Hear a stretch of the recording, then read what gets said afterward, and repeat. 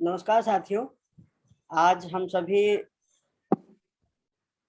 श्री प्रकाश शुक्ल जी के नए काव्य संग्रह बाया नई सदी पर परिचर्चा करने के लिए यहाँ इकट्ठा हुए हैं। हमारे साथ वरिष्ठ कवि लीलाधर मंडलोई जी हैं, हमारे साथ विंध्याचल यादव, जगन्नाथ दुबे, श्री कुमार मंगलम जी शामिल हैं और साथ ही बाया नई सदी के लेखक श्री प्रकाश शुक्ल जी भी हमारे साथ उपस्थित हैं। सर का यह संग्रह अभी हाल ही में राधा कृष्ण प्रकाशन से प्रकाशित हुआ है। आज वो हमें कुछ कविताएं भी सुनाएंगे और इस कार्यक्रम का संचालन कुमार मंगलम जी करेंगे। मैं कुमार जी से आग्रह करता हूं कि वो आए और कार्यक्रम का संचालन करें। नमस्कार साथियों, आज हम लोग राजकमल प्रकाशन समूह के फेसबुक पेज पर राधा कृष्ण प्रकाशन से प्रकाशित समकालीन हिंदी कविता के महत्वपूर्ण कवि श्री प्रकाश शुक्ल के काव्य संग्रह वाया नई सदी के निमित्त यहाँ जुड़े हुए हैं। मैं आप सभी का इस मंच पर हार्दिक स्वागत करता हूँ। हमारे साथ क्या बने बात के कवि व विश्वरण पत्रिका के संपादक आदरणीय लीलाधर मंडलोई जी भी जुड़े हुए हैं। मंडलोई जी को कबीर, पुस्किन, रजा, नागार्जुन, शमशेर इत्यादि कई सम्मानों से सम्मानित किया जा चुका है। वे आज हमारे साथ वाया नई सदी पर बातचीत करने के लिए मौजूद हैं। आज हम उन्हें सुनेंगे। लगभग एक दूसरे मतलब अपने समकालीन कवि पर बातचीत करने के लिए मैं चाहूंगा कि मंडलोई जी को ज्यादा समय दिया जाए, उन्हें ज्यादा सुना जाए। हमारे साथ काशी हिंदू विश्वविद्यालय के युवा आचार्य, ऊर्जावान आचार्य डॉक्टर विंध्याचल यादव जुड़े हुए हैं। मैं उनका भी इस मंच पर हार्दिक स्वागत करता हूं। हमारे साथ राजकीय महाविद्यालय खैर अलीगढ़ के युवा अध्यापक, आलोचक जगन्नाथ दुबे जी, हमारे मित्र जगन्नाथ दुबे जी जुड़े हुए हैं। मैं उनका भी स्वागत करता हूं। और जिसके निमित्त यह कार्यक्रम है, जिनकी किताब पर हम सभी आज बातचीत करने के लिए इकट्ठा हुए हैं, वे भी इस आयोजन में हमारे साथ मौजूद हैं और वे अपनी अंत में अपनी कुछ कविता पाठ के साथ हम लोगों के साथ जुड़ेंगे। मैं उनका भी हार्दिक स्वागत करता हूं। आप देखें कि जब एरिक हॉब्स, इससे पहले कि मैं अपने वक्ताओं को बुलाऊं, दो बातें मैं भी इस संग्रह पर कहना चाहूंगा और कह करके ही फिर आगे अपने विद्वान आलोचकों को आमंत्रित करूंगा। वे यहाँ इस किताब पर बातचीत करेंगे। तो इस बातचीत को एक संचालकीय वक्तव्य की तरह ही देखा जाए, एक ऐसी बात जिससे एक इस किताब पर परिचय नुमा ही मैं कुछ कह देना चाहता हूँ। तो एरिक हॉब्सबॉम ने पिछली सदी को सबसे छोटी सदी कहा था। प्रथम विश्व युद्ध से लेकर के 90 तक के समय को उन्होंने पिछली सदी माना। यानी कि जब हम इस सदी की बात कर रहे हैं, 21वीं सदी की बात कर रहे हैं, तो इसकी जो देहरी होगी, इसकी जो इस सदी की जो का जो चौपट होगा वह 90 का समय होगा। और आप सभी जानते हैं कि आदरणीय श्री प्रकाश जी जब कविता में संलग्न होते हैं तो वो 90 का ही दशक है। तो और यह 21वीं सदी जिसका हम 2 दशक जी चुके हैं, अभी तक इस सदी का कोई स्वरूप संयत नहीं है। ऐसे में एक कवि की निगाह से, कविताओं की निगाह से इस सदी को देखना और समझना कितना महत्वपूर्ण हो सकता है, उसकी यह एक प्रमाणिक किताब बनती नजर आ रही है, वाया नई सदी। आप देखें कि इस किताब पर जो बातें हैं जब 21वीं सदी की बात हो रही है तो आज इतनी अस्पष्टता हमारे सामने मौजूद है। राजनैतिक दृष्टि से पूरा विश्व दक्षिण पंथ की ओर उन्मुख है और लगभग वाम पक्षधर राजनीति जो है वह धीरे धीरे हाशिए पर जा चुकी है। आर्थिक स्तरों पर भी विश्व एक ऐसे मंदी की ओर और ऐसे एक उपभोक्तावादी और बाजारवादी संस्कृति की ओर जा रहा है जिसका मानव संबंध और मानव राग से बेहद दूर का नाता है। कोरोना महामारी ने 21वीं सदी के देहरी पर ही ऐसी चुनौतियां उछाली हैं जिससे संपूर्ण विश्व आज जूझ रहा है। सांस्कृतिक पतन ने न सिर्फ कविता बल्कि कला, साहित्य और अन्य माध्यमों से जैसी दूरी निर्मित की है वह भी हमारे समय का एक सबसे बड़ा चुनौती है। आज हम रोबोट में मानवीय संवेदना भरने की कोशिश कर रहे हैं और खुद मनुष्यों का जीवन जो है वह रोबोट की तरह होता जा रहा है। ऐसे में वाया नई सदी, इस नई सदी के स्वरूप को समझना महत्वपूर्ण हो जाता है। आप देखेंगे कि हमारी व्यापक संवेदनाएं और समझ जो है वो छीन हुई है। संबंध, राग, प्रेम, संभाव, भाईचारा धीरे धीरे जीवन के शब्दकोश से में धूमिल होता जा रहा है। आज संपूर्ण विश्व जो है वह एक रंग, एक भाव, एक जैसे भाव इस पूरे संपूर्ण विश्व के पटल पे गहराता जा रहा है। हम एक रंगी होकर के सोचना समझना चाह रहे हैं। यह इस समय की सबसे बड़ी चुनौती है। ऐसे में जब कोई रचनाकार अपनी रचनाओं को पटल पर लाता है तो इन चुनौतियों, ये चुनौतियां उनके सामने, उनकी रचनाओं के सामने बहुत स्पष्टता से शामिल होती हैं। ऐसे में जो यह संग्रह है वाया नई सदी, वह जो प्रस्तावित करता है वह इन सारी समस्याओं का, इन सारी चुनौतियों का प्रतिपक्ष है। अपने सदी के कविता के बहाने आपको इस संग्रह जानने के लिए आपको इस संग्रह से गुजरना होगा। बेलिंस्की ने चित्रों की भाषा में सोचने को कविता का नाम दिया था। आप देखेंगे कि श्री प्रकाश शुक्ल के इस संग्रह में जो इन कविताओं की चित्रशाला है वह बहुत बड़ी है। इनमें जैसी संवेदनाओं का संगुम्फन गहराई और व्यापकता के साथ हुआ है वह जीवन के एकहरेपन को नहीं, जीवन को संपूर्णता में देखने को प्रस्तावित करती है ये कविता। यहाँ आप देखेंगे कि जीवन की एक पक्षीय व्याख्याएं नहीं है, इसमें बेहद कई सारे रंग, बहुत सारे आयाम इन कविताओं के आपको इस संग्रह में देखने को मिलेगा। आज की जब युवा रचनाशीलता को हम देखते हैं तो कहीं आज का युवा कालिदास की अपूर्ण कथा गीत में कविता तलाश रहा है, कहीं कामसूत्र में कविता तलाश रहा है, तो कहीं कहीं आज की युवा कलावाद के मुहावरों में शब्दकोशीय कविता तैयार कर रहा है। ऐसे में एक राजनैतिक सुस्पष्ट पक्षधरता के साथ जब कविताएं आती हैं तो हमारे समय की विदग्धता को चिन्हती हैं और यथार्थ को विस्फारित नेत्रों से देखती हैं। वाया नई सदी की कविताएं इन सारे मूल्यों को लेकर के निर्मित होती हैं। आप देखें कि इन कविताओं में एक जिद्दी राजनैतिक पक्षधरता मौजूद है। श्री प्रकाश जी की कविताएं स्थानीय परिवेश, उनकी समस्याओं और बनते बिगड़ते संबंधों और मनुष्य के रागात्मकता से निर्मित होने वाली कविताएं हैं। इस संग्रह में देखेंगे कि आपको बहुत सारा भूगोल, श्री प्रकाश जी का भूगोल आपको देखने को मिलेगा। इन कविताओं को पढ़ते हुए कुछ चेहरे बहुत स्पष्टता से आपको दिखेंगे। वह चेहरे स्थानीय भी हो सकते हैं, वैश्विक भी हो सकते हैं और देशिक भी हो सकते हैं। यह आपके ऊपर है कि आपकी कविताओं का समझ का आयतन कितना बड़ा है, आप इन कविताओं में कैसे प्रवेश करते हैं और उन तत्वों को, उन चेहरों को, उन चित्रों को कैसे समझना चाहते हैं। और बल्कि मैं श्री प्रकाश सर से इन कविताओं को पढ़ते हुए एक दिन कह भी रहा था कि सर वे भले ही मानुष होंगे जो इन कविताओं में जिनका चेहरा दर्ज हो रहा है। मैं तो समझता था कि वे इस लायक भी ना होंगे, लेकिन आपने इस बहाने उनको अपनी कविताओं में अमर कर दिया है, तो वे चेहरे भी आपको मिलेंगे। हेरोडोटस ने कहा था कि इतिहास को भूगोल के नजरिए से और भूगोल को इतिहास के नजरिए से देखा जाना चाहिए। ये कविताएं भी अपने भौगोलिकता से गहरे संलग्न हैं। इसकी जो परिवेशगत संलग्नता है, यह इसकी सबसे बड़ी ताकत है।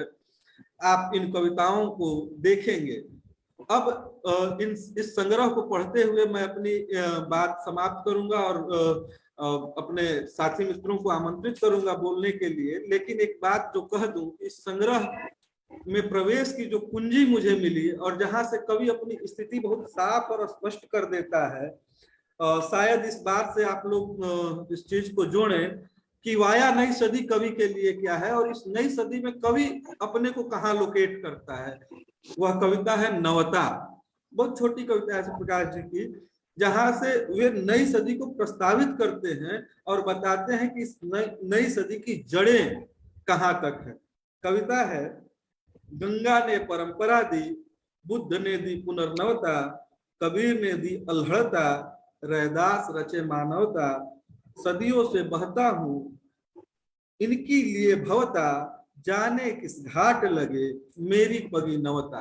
तो यह जो नवता है, नई सदी का एक जो स्वरूप बन रहा है, यह नयापन जो है वह अपनी परंपराओं से गहरे बिंधा हुआ है। इसके बगैर कोई नवता आकार नहीं ले सकती। यह श्री प्रकाश शुक्ल अपने इस संग्रह में प्रस्तावित करते हैं।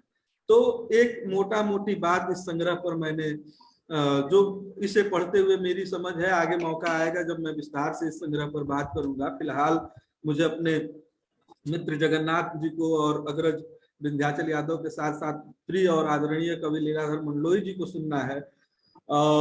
थोड़ा सा क्रम भंग करते हुए मैं सबसे पहले आचार्य विंध्याचल यादव को आमंत्रित करूंगा। वे अभी इलाहाबाद में हैं, एक कार्यक्रम के संदर्भ में वे वहां गए हैं और उन्हें वापस भी लौटना है। तो मैं चाहता हूं कि अपने ओजस्वी भाषण से हम लोगों को वो ये करें। मैं बहुत सम्मान के साथ डॉक्टर विंध्याचल यादव को आमंत्रित करता हूं और यह भी एक रिक्वेस्ट करता हूं कि अब इनका संग्रह आ जाना चाहिए ताकि हम संचालकों को परिचय देने में आसानी हो। कोशिश कीजिए विंध्याचल भैया कि जल्दी आपकी आलोचना की कृति हम लोगों के बीच आए और हम लोग ऐसे ही बातचीत करें आपकी किताब पर।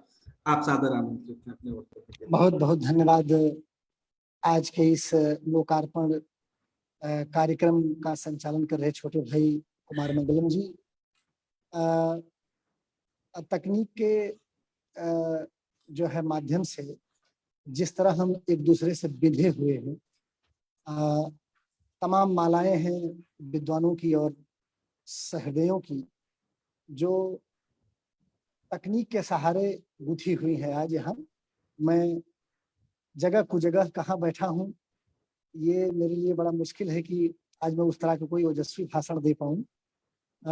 अक्सर मैं ओजस्वी ही बोलता हूँ और जो है खास तौर पर जब लाइव कार्यक्रम होते हैं और उसमें ऑडियंस या सुनने वाले सामने होते हैं तो वो चेहरे देखकर व्यक्ति ज्यादा जोश में आ जाता है। तो यह एक ऐसा माने मंच है जिस पर आप बहुत गंभीरता से और बहुत सोच कर बोल सकते हैं। ये एक अच्छी बात इसकी है। और ये जो कविता संग्रह वाया नई सदी है, इसका एक बहुत बड़ा हिस्सा तकनीक और तकनीक से बिधते हुए मनुष्य के जीवन को लेकर के श्री प्रकाश शुक्ल की जो कवि संवेदना है उसके भीतर से तमाम कविताएं वाली, ये एक बहुत महत्वपूर्ण पक्ष है इस संग्रह का। उस पर हम जरूर बात करेंगे। इस कार्यक्रम में सबसे पहले तो किताब के प्रकाशक और कार्यक्रम के संयोजक का संयोजन कर रहे राजकमल समूह प्रकाशन समूह और उसकी तरफ से अनुपम जी का मैं आभार व्यक्त करता हूं। कार्यक्रम में अपनी उपस्थिति से हम सबको प्रेरित करते हुए आदरणीय कवि और हमारे आदरणीय लीलाधर मंडलोई जी, इस काव्य संकलन की रचयिता, गुरुवर और 90 के दशक के हिंदी के महत्वपूर्ण कवि श्री प्रकाश शुक्ल जी, हमारे छोटे भाई, कहने को बड़ा मन कर रहा है कि डॉक्टर जगन्नाथ दुबे कहूं, तो मुझसे मंगलम उम्मीद कर रहे हैं कि जल्द से जल्द मैं कोई किताब लिख सकूं। तो मैं भी अपने छोटे भाइयों से उम्मीद कर रहा हूं कि जल्द से हम लोग डॉक्टर हो जाए, बड़े आदर से जगन्नाथ दुबे, और जो भी साथी इस कार्यक्रम से जुड़े हैं, सुन रहे हैं। चूंकि तकनीक की वजह से मैं सबको देख नहीं पा रहा हूँ, तो उन सभी साथियों को संबोधित करते हुए मैं जो पहली बात अपनी रखना चाहूंगा इस संग्रह के बारे में, पहले तो मैं संग्रह दिखाना चाहूंगा, क्योंकि ये उस तरह का विमोचन तो नहीं हो पा रहा है यहाँ, लेकिन ये देखिए संग्रह है जो साथी ऑनलाइन जुड़े हुए हैं उनके लिए, और बहुत ही खूबसूरत संग्रह है ये। इसको देखकर ही दिल धड़क उठता है। मंडलोई सर भी दिखा दे।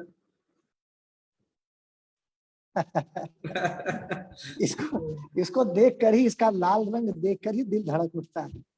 इसे चाहे आप क्रांति का प्रतीक मान लें, चाहे क्रूरता का, चाहे बर्बरता का, चाहे मोहब्बत का। तो ये बड़ा ही खूबसूरत कवर है जिसके साथ एक किताब आती है। पहली चीज जो इस संदर्भ में कहना चाह रहा था कि श्री प्रकाश शुक्ल के जो ये 7वां कविता संकलन है। कृष्ण भी जो है माने 7 के बाद 8वें पुत्र के रूप में माने पैदा हुए थे। माने 7वें का बड़ा महत्व, 8वें का तो नहीं, लेकिन 7वें का बड़ा महत्व है। 7 महाद्वीप, 7 सागर, 7 जो है रंग, और 7 दिन, बहुत सी चीजें होती हैं। तो ये बड़ा शुभ है। श्री प्रकाश शुक्ल को मैं, अपने गुरुवर को मैं हार्दिक बधाई उनके इस 7वें कविता संकलन को देना चाहूंगा। और दूसरी बात की, अगर हम उनकी पूरी काव्य यात्रा को देखते हैं तो हम पाते हैं कि जो पहला उनका कविता संकलन है, अपनी तरह के लोग, जहां सब शहर नहीं होता, और बोली बात, इन तीनों संकलनों को आप एक में चाहे तो जोड़ कर पढ़ी, माने वो एक तरह की, एक धारा की कविताएं वहां आपको देखने को मिलती। श्री प्रकाश शुक्ल उसके बाद बनारस आते हैं। बनारस के पहले की उनकी जो इलाहाबाद और गाजीपुर के दौर की कविताएं, इस पर एक बड़ा महत्वपूर्ण लेख कमलेश वर्मा ने लिखा है, जो ऑनलाइन उपलब्ध है। जो साथी कभी भी श्री प्रकाश शुक्ल पर कुछ काम करना चाहें तो उस लेख से उन्हें गुजरना चाहिए। और दूसरा जो हिस्सा है वो बनारस आने के बाद रेत में आकृतियां नाम से उनका कविता संकलन 12-13 में आता है भारतीय ज्ञानपीठ से। तो ये एक बड़ा महत्वपूर्ण पड़ाव है जहां से वो जो एक माने वो रेत और नदी, वह श्री प्रकाश शुक्ल के 2 धड़े में बटे हुए काव्य यात्रा के बीच का एक जो है पड़ाव है। और उसके बाद ओरहन और अन्य कविताएं, क्षीर सागर में नींद तथा ये वाया नई सदी जैसे संकलन है। तो बाद वाले बने रेत में आकृतियां के बाद के जो तीनों संकलन है, ओरहन, क्षीर सागर में नींद और वाया नई सदी, इन तीनों को भी आप एक में पिन अप कर सकते हैं, एक साथ जोड़ कर देख सकते हैं। बस अंतर ये है कि जो शुरुआती 3 संग्रह हैं उसमें मेरे विचार में जो बोली बात है वह पहले दोनों का निचोड़ है, यानी उन दोनों के बढ़ते हुए क्रम में आप बोली बात तक पहुंचेंगे। लेकिन ओरहन से जब आप वाया नई सदी की तरफ आएंगे तो ओरहन बड़ी ऊंचाई लिए हुए श्री प्रकाश शुक्ल की कविता यात्रा का मेरे हिसाब से सबसे ऊंचा, माने बहुत ही कलात्मक और सामाजिक दृष्टि से और उसकी संवेदना की दृष्टि से बहुत ही उच्च स्तर का काव्य संकलन है। तो वहां से वो ढलान जो है क्या कहते हैं कि आप देखेंगे, और लेकिन संवेदना बदलती चली जाती है। वह ढलान का मतलब गुणात्मकता की ढलान नहीं है, वह एक राजनीति और संस्कृति के साथ जो कवि के चलने की वो जो डगर है, उस डगर की ढलान। और इसको मैं इस तरह कहना चाह रहा था कि ओरहन को जब आप पढ़ें तो आप पाएंगे कि ओरहन तो ओरहन ही है। ओरहन का मतलब जब कोई दबा कुचला या छोटी हैसियत का व्यक्ति पीड़ित होता है, शोषित होता है, तो अपने शोषण और उत्पीड़न के खिलाफ जो उसके मन में आक्रोश है, उसको वह बहुत विद्रोह में नहीं जाकर के अपने से ऊंची जो हैसियत का आदमी उससे ओरहन देता है। विद्रोह बहुत नहीं करता क्योंकि उसकी हैसियत उतनी नहीं है कि वो उखाड़ पखाड़ दे। वह जो है ओरहन देता, ओरहन में आक्रोश है, वो कुलबुलाहट है, वो क्रांति की कसमकस है, लेकिन उसमें एक विनम्रता है, उसमें एक जो है कहने का मतलब एक खास तरह की जो है उसमें हैसियत के कम होने का जो बोध होता है, वो बोध के साथ वो बात करता है। यानी कि ओरहन का जो तेवर है श्री प्रकाश शुक्ल के यहाँ, वह दरअसल सत्ता और जो तमाम तरह की, राजनीति की सत्ता हो, चाहे धर्म सत्ताएं हो, चाहे पुरुष सत्ता हो, इस तरह की तमाम जो समाज में सत्ताओं की जकड़बंदियां हैं, उनके प्रति कवि का एक बड़ा ही तीखा लेकिन विनम्र जो है आक्रोश है, विनम्र प्रतिरोध। वो ओरहन की कविताएं, लेकिन क्षीर सागर में नींद में आकर श्री प्रकाश शुक्ल आक्रोश की कविताएं लिखते हैं। चाहे वो माने मंगलम तो इसके साक्षी हैं, माने गोदौलिया के आसपास, यानी मंदिर के कॉरिडोर बनने के आसपास महाल वाली कविता है, पक्का महाल का जो पूरा वो सीरीज की कविताएं हैं, पक्का महाल श्रृंखला की जो कविताएं हैं, उसमें जिस तरीके से जेसीबी और बुलडोजर को लेकर उस दौर में कविताएं लिखी, जो बाद में श्री प्रकाश शुक्ल ने बुलडोजर और जेसीबी पर पहले उसके संग हाथ पर कविताएं लिख दी। ये तो अभी माने कुछ तो में बुलडोजर दोबारा जो है क्रूरता का प्रतीक, सत्ता की क्रूरता का प्रतीक बनकर उभर आया है। तो दोस्तों, मैं क्षीर सागर में नींद की कविताओं को आक्रोश की कविता के रूप में पढ़ने की बात करता हूँ। तो ओरहन में ओरहन है और क्षीर सागर में नींद में आक्रोश है, जो व्यवस्था के प्रति तीखा और जो है एक हमलावर आक्रोश है। लेकिन ये जो कविता संकलन वाया नई सदी आया है, इसमें श्री प्रकाश शुक्ल व्यवस्था विरोध की अपनी राजनीति में एक खास तरह की विह्वलता और आर्त भाव से आते हैं। माने अगर आप तुलसीदास को याद करें तो तुलसीदास जिस तरह हनुमान बाहुक और विनय पत्रिका में अपनी आर्त और विह्वल भावना के साथ कविता में आते हैं, उस तरीके की विह्वलता और अंदर की जो पीड़ा है, जो आर्तनाद है, उसके साथ श्री प्रकाश शुक्ल अपने प्रतिरोध में भी आते हैं और साथ ही साथ महामारी की जो अपार पीड़ा है, उसका जो अपार दंश है, उसमें वो उभर करके आते हैं। तो ये एक बड़ा महत्वपूर्ण परिवर्तन ओरहन, आक्रोश और विह्वलता की एक जो है श्रृंखला है, जिसमें माने वो श्री प्रकाश शुक्ल ग्रो करते हैं, उसमें विकसित होते हैं। और आप जानते हैं कि आर्तनाद, विह्वलता और करुणा जैसे जैसे गाढ़ी होती चली जाती है, किसी भी रचनाकार का जो आक्रोश है वो मंद लगता जरूर है, लेकिन वो मारक और अधिक मारक और अधिक मानवीय होता चला जाता है। तो ये माने मानवीयता और मारकता की तरफ बढ़ता हुआ कदम जो हिंदी कविता में श्री प्रकाश शुक्ल का विकास होता वाया नई सदी तक आते आते, इस रूप में मैं इसको पढ़ने की बात करता हूँ। ये कविता इंतजार नाम से श्री प्रकाश शुक्ल ने इस संकलन में रची है और ये कविता अभिनव कदम में भी छप चुकी, जो उसका महामारी विशेषांक आया था। इंतजार कविता की कुछ पंक्तियां मैं आपके सामने रखूंगा तो आपको वो अंदाजा लग जाएगा। इंतजार की अंतिम पंक्तियां मैं पढ़ रहा हूं कि हाय कैसे कहूं कि हर क्षण एक बीतता हुआ क्षण, और जो बीत रहा है वह किसी अनबीते का महज इंतजार लगता है।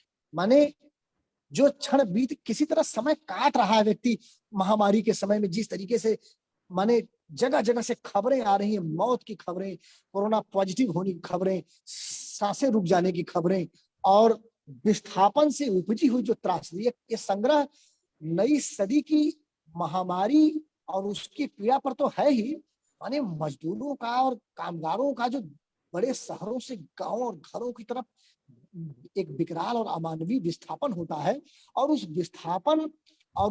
विस्थापन के प्रति शासन और सत्ता के रवैये की जो क्रूरता है, उस पूरे पर जो है ये कविता संकलन जबरदस्त तरीके से अपनी संवेदना की आंच उस पर जो है फेंकता है। यह पक्ष छूट न जाए, इसलिए मैं यही उसको बता दे रहा हूं। और कविता आगे मैं पढ़ रहा हूं कि वह किसी अनबीते का महज इंतजार लगता है। माने जैसे लगता है एक क्षण तो मैंने बिता लिया, लेकिन अगला क्षण कितना खतरनाक, कितना खौफनाक, उसका कुछ पता नहीं। माने वो एक खौफ में जो है पूरा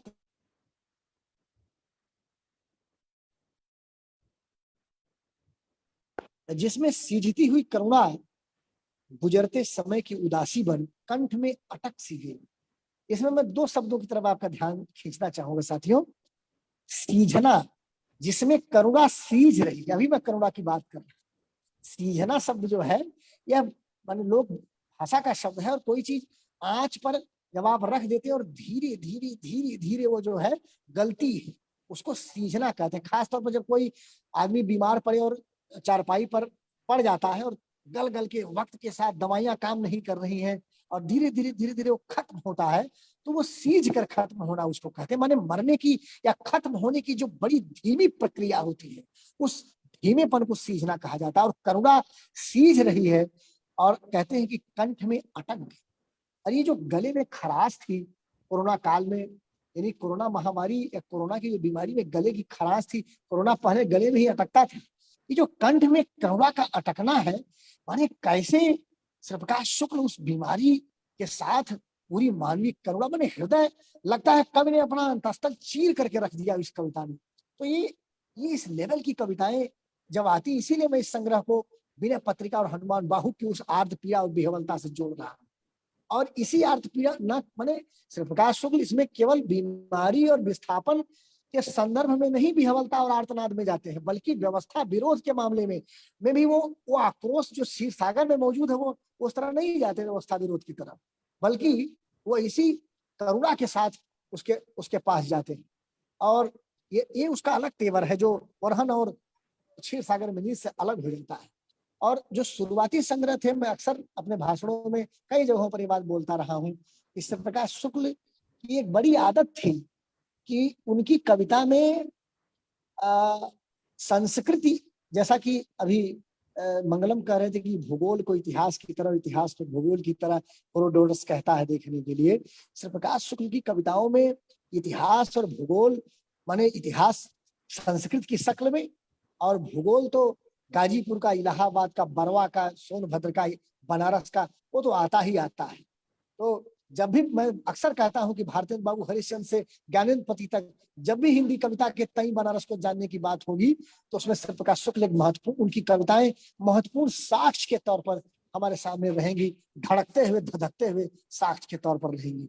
तो मैं ये कह रहा था कि संस्कृति और इतिहास तो उनकी कविताओं में मौजूद रहा ही है, भूगोल मौजूद रहा ही है, लेकिन संस्कृति और कथा को श्री प्रकाश शुक्ल, संस्कृति और माने क्या कहते हैं कि भूगोल को श्री प्रकाश शुक्ल की कविताओं में बड़ी परंपरा रही, वो उसे अपने अनुभव और कथात्मकता के माध्यम से अक्सर व्यक्त करते हैं। माने कथा तत्व जो है, आख्यान परकता, कहानीपन, उनकी कविताओं की बड़ी माने महत्वपूर्ण विशेषता रही, जो अपनी तरह के लोग से शुरू करके आप देखेंगे कि क्षीर सागर में नींद तक आती है, लेकिन ये जो कहानी कविता संकलन है वाया नई सदी, इसमें कथा तत्व की कम कविताएं या लगभग नहीं है कविता, मैंने कथा तत्व बहुत कम हुआ। एक बड़ा महत्वपूर्ण परिवर्तन उनके काव्य शिल्प में देखने को मिलता है, और वह चित्र की तरफ अभी मंगलम बहुत खूबसूरत संचालन करते हुए उन्होंने अपना वक्तव्य दिया कि वो चित्र की बात करते कि एक तरह तरह के रंग और तरह तरह के चित्र इस संकलन में है। असल में चित्रात्मकता और बिंबात्मकता इस कविता संकलन की बड़ी विशेषता है, जो श्री प्रकाश शुक्ल की कविताओं में आने वाली इतिवृत्त को कहीं न कहीं रिप्लेस करता है, जो उनकी बड़ी माने शाश्वत विशेषता थी। बहुत शुरू से अंत तक वो लगातार कथा तत्व रहता है, और कथा तत्व किसी कवि के यहाँ जब आता है दोस्तों, तो उसके दो तक माने कारण हो सकते हैं। एक तो ये हो सकता है कि कवि अपने समय को और अपने समय की घटनाओं को, अपने जीवनानुभवों को बहुत ब्यौरेवार और तथ्यवार ढंग से रचना चाहता है, यानी कि वो कोई ब्यौरा, कोई सूत्र, कोई चीज छोड़ना नहीं चाहता। जैसे मुक्तिबोध की कविताएं आप देखेंगे, यद्यपि उसमें कथा तत्व तो उस तरह नहीं है, लेकिन जो उसकी लंबाई है, कविताएं लगातार उलझती चली जाती, घटनाक्रम बहुत है उसमें, तो घटनात्मकता कथा तत्व का ही एक लक्षण है। तो दोस्तों, जब कोई कवि अपने समय को बूंद बूंद दर्ज कर देना चाहता है, रेसा रेसा दर्ज कर लेना चाहता है, तो उसमें इतिवृत्त और कथात्मकता आती है।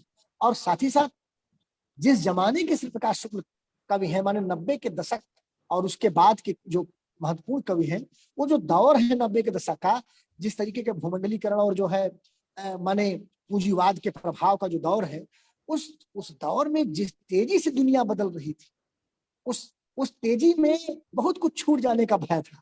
इसलिए श्री प्रकाश शुक्ल की कविताएं उस तेजी के उत्तर में कथा तत्व और इतिवृत्त को बहुत महत्व देती हैं, जिससे कि कुछ छूटे ना, बड़ा बीन बटोर कर। उनकी एक कविता बहुत कम चर्चा में रही है, ओरहन और अन्य कविताएं की, लड्डू और मोबाइल, या मोबाइल और लड्डू, मैं भूल रहा हूँ कि वो शीर्षक ठीक क्या है, चाहे लड्डू और मोबाइल होगा या मोबाइल और लड्डू, तो मैं लड्डू और मोबाइल ही पढ़ रहा हूँ।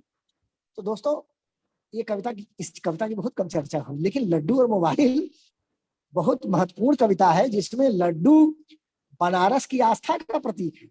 जो केदार जी की बनारस कविता में एक है जो दिख रहा है, कुछ है जो नहीं दिख रहा है वाला जो प्रतीक है, तो श्री प्रकाश शुक्ल के यहाँ जो माने केदार जी के यहाँ जो नहीं दिख रहा है वो ईश्वर है, आस्था है। उसको शंख, धुआं, प्रकाश सब थामे हुए हैं। लेकिन जो दिख रहा है माने जो लोगों की जिंदगियां हैं, जो भौतिक जिंदगी, जीवन की कठिनाइयां हैं, जो चिताएं दहक रही, जो दिख रहा है उसको कुछ नहीं थामे हुए, वो केदार जी के यहाँ।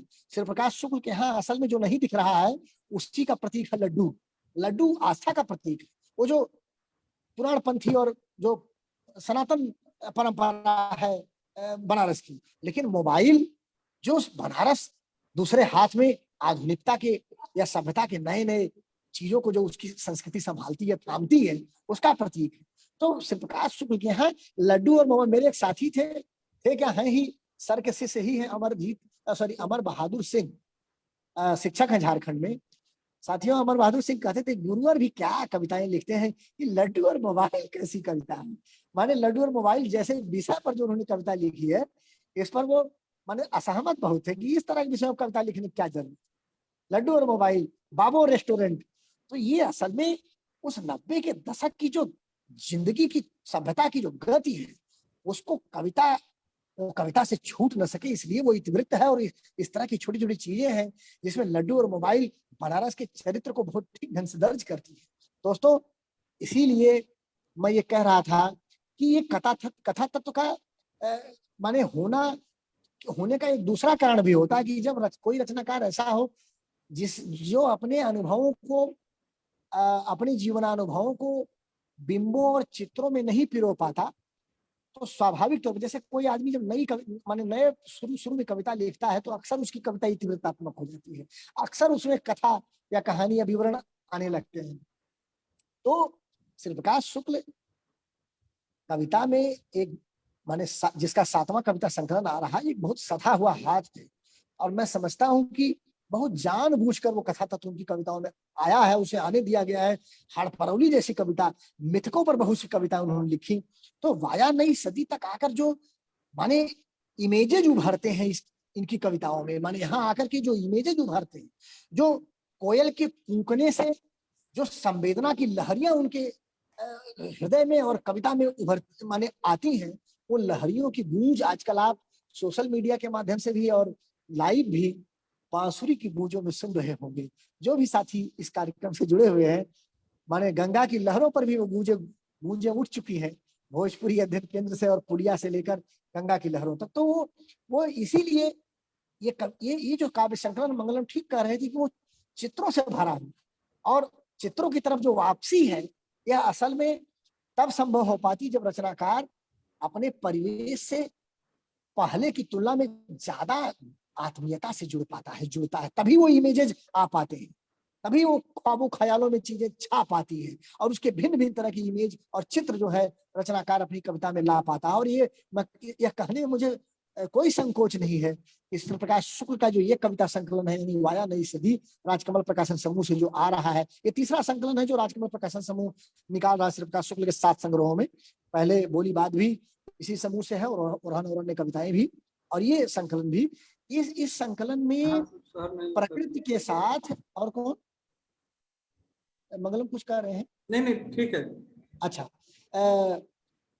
इस संकलन में प्रकृति के साथ और अपने परिवेश के साथ श्री प्रकाश शुक्ल एक खास आत्मीयता और एक अलग तरह के बोध से जुड़ते हैं, जिसे नीलय उपाध्याय अपने व्याख्यान में जब महामारी और कविता आई थी तो उसमें वो कह रहे थे कि यह एक नव प्रकृतिवाद का समय है, जब कोरोना महामारी ने हमें वापस प्रकृति की तरफ देखने के लिए भेजा है। साथियों, जैसे मैं 2-3 बातें जो कह रहा था, जिसमें जैसे ये जो कविता कोयलिया जल्दी कुंको ना, एक ये कविता, और जैसे लौटना कविता, कोरोना में किचन, उत्तर कोरोना, या धूप सेंकने का समय नहीं है, गुलमोहर, कचकचिया। और एक कविता है मैं देख रहा हूँ, वो मुझे मिल नहीं रही है, उसमें भी एक जो है चिड़िया का जिक्र आता है। तो यानी इस तरह की कविताएं हैं जिसमें प्रकृति के साथ एक अलग तरह का वर्ताव यह संग्रह करता है। एक तो ये रंग है।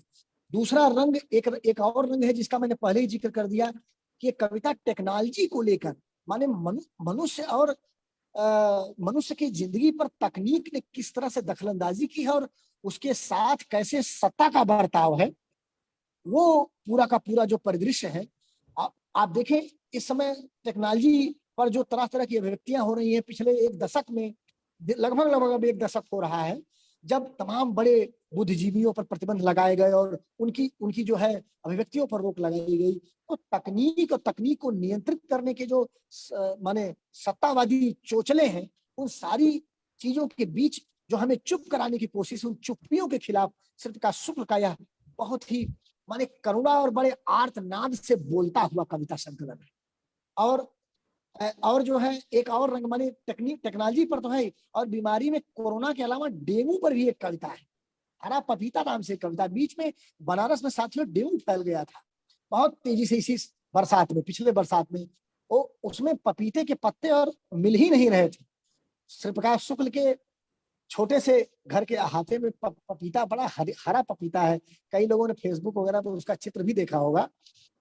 तो हरा पपीता जैसी कविता, यह अपने समय की जो महामारी और अपने समय की जो बीमारियां हैं, उनके साथ जो जीवन त्रस्त होता है, उससे कवि कैसे जो है जुड़ता है, इस तरह की कविताएं भी संकलन में मौजूद हैं।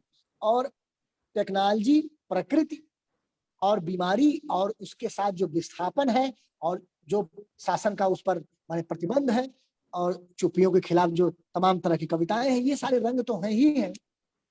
इसमें एक और दो कविताओं का नाम लेकर मैं अपनी बात खत्म करूंगा। जो मैं अक्सर कहता रहा हूं अपनी बातों में कि देखिए, केदारनाथ सिंह उस धारा के कवि हैं जिन्होंने व्यवस्था विरोध की एक लोक बोध और लोक संस्कृत की धारा विकसित की, जो नक्सलवादी की कविता और अकविता आंदोलन के पैरेलल एक अलग तरह का, मैंने व्यवस्था विरोध का एक अलग तरह का तेवर था। और उसी परंपरा से श्रीप्रकाश शुक्ल जुड़ते हैं और उसी परंपरा के कवि हैं। तो मैं ये कहना चाह रहा था कि इस संकलन में मुझे जो सबसे ज्यादा प्रभावित करती है कविताएं, उसमें एक कविता है गाय, जो सांप्रदायिकता और मॉब लिंचिंग जैसी, जो इधर जैसा कि अपने बीच वक्तव्य में मंगलम कह ही रहे थे कि इधर की जो सदी है, माने 21वीं सदी का जो शुरुआती और अब ये माने दूसरा दशक रहा है, यहाँ ये चीजें बहुत मुखर हुई।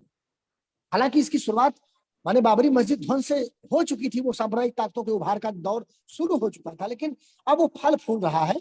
तो गाय शीर्षक कविता को बहुत ध्यान से पढ़ा जाना चाहिए, जिसमें माने श्रीप्रकाश शुक्ल ये संकेत करने की कोशिश करते हैं कि हिंदू धर्म या हिंदू प्रतीक माने जितने सहिष्णु, मानवीय और कहने का मतलब उसकी जो परंपरा और मान्यताएं हैं वो वैसी नहीं है जैसा उसे पॉलिटिसाइज करके बना दिया गया है, जिस क्रूरता और हिंसक रूप में उसे तब्दील किया है हमारी राजनीति ने।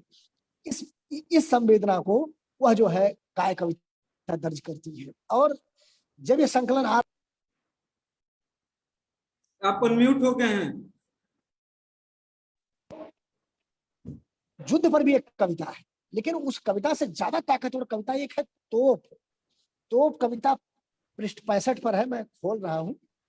तोप कविता बड़ी मजबूत कविता इस संकलन की, और इसमें एक समाज को, एक समुदाय को, एक सभ्यता को, एक किसी समाज या किसी देश या संस्कृति की पूरी पीढ़ी को कैसे हम हिंसक, बर्बर और युद्धरत बना सकते हैं, युद्ध में झोंक सकने की मानसिकता में डाल सकते हैं, उस मानसिकता की बुनावट और उस बनने की प्रक्रिया की कविता है। तो शिक्षा के इस मंदिर के प्रवेश द्वार पर जहां से वे बाहर निकलते हैं, रख दी गई है एक तोप। ये बहुत बड़ा माने प्रतीक है, बहुत बड़ा चित्र है जो मंगलम कर रहे थे कि शिक्षा के माने मंदिर के द्वार पर, यानी कि स्कूल के द्वार पर तोप का एक जो है कि नुमाइश है। सुबह शाम, दिन रात, दोपहर, किसी प्रहर में जब भी वे गुजरते हैं इस तोप को देखते हैं। बच्चे उस तोप को वे देखते हैं इसकी चलने वाली वाली बारूद को, इसके मजबूत फौलादी लोहे को, इसके तपे हुए उठे माथे को, और महसूस करते हैं कि उनका यह देश अब दुश्मनों से मुकाबले के लिए तैयार है, जहां अब तोप की नहीं, जहां अब तप की नहीं तोप की जरूरत है। धीरे धीरे उनके भीतर मुकाबला बढ़ रहा है, मृदुलता की जगह कठोरता पैदा हो रही है, और चुपचाप वह एक मस्ती खो जाती है जो मिली थी ढाबे पर चाय पीते अथवा PSR पर चर्चा करते। यह सब राष्ट्रीयता के लिए बहुत जरूरी है। यानी पूरी कविता आप देखें कि आज के समय के सांप्रदायिक राष्ट्रवाद का किस तरह वो क्रिटिक बनती है, और कैसे शिक्षा व्यवस्था को वो अपने खास एजेंडे के तहत माने बारूद भरती है, जहां शिक्षा होनी चाहिए, जहां कोमलता होनी चाहिए, जहां भाईचारे की का और बंधुत्व का संदेश होना चाहिए, वहां वो जो है बारूद भरती है। जैसे जब हम लोग प्रेमचंद को पढ़ते हैं और उनकी कहानी ईदगाह पढ़ते हैं, तो हम पाते हैं कि जिस हामिद के कंधे पर बस्ता होना चाहिए था और आंखों में आने वाली जिंदगी के सपने होने चाहिए थे, बचपन होना चाहिए था, अठेलियां होनी चाहिए थी, उसके हाथों में चंद घर गृहस्थी और जिम्मेदारी की और समय की क्रूरता का चिमटा पकड़ा दिया था। यानी कि वो यथार्थ रचते हैं, पकड़ा क्या दिया था मैंने, उसने वो उसकी नियत थी। उससे प्रकाश शुक्ल उस संवेदना को कविता में कैसे दर्ज करते हैं कि बचपन और जो हमारा जो भविष्य बन रहा है, उसको अगर हम तोप और तोप की संवेदना से जोड़ेंगे तो युद्ध तो होंगे ही। साथियों, में इन्हीं शब्दों के साथ श्री प्रकाश शुक्ल को बहुत भूरी बधाई देते हुए करुणा और बेहवलता के साथ लिखे गए इस वाया नई सदी संकलन के लिए बहुत बधाई देता हूँ, और मंगलम को वापस मैं जो है सौंपता हूँ ये कार्यक्रम। बहुत बहुत आभार भैया, आपने अपने वक्तव्य में तकनीक के समानांतर कवि की संवेदना को चिन्हित किया।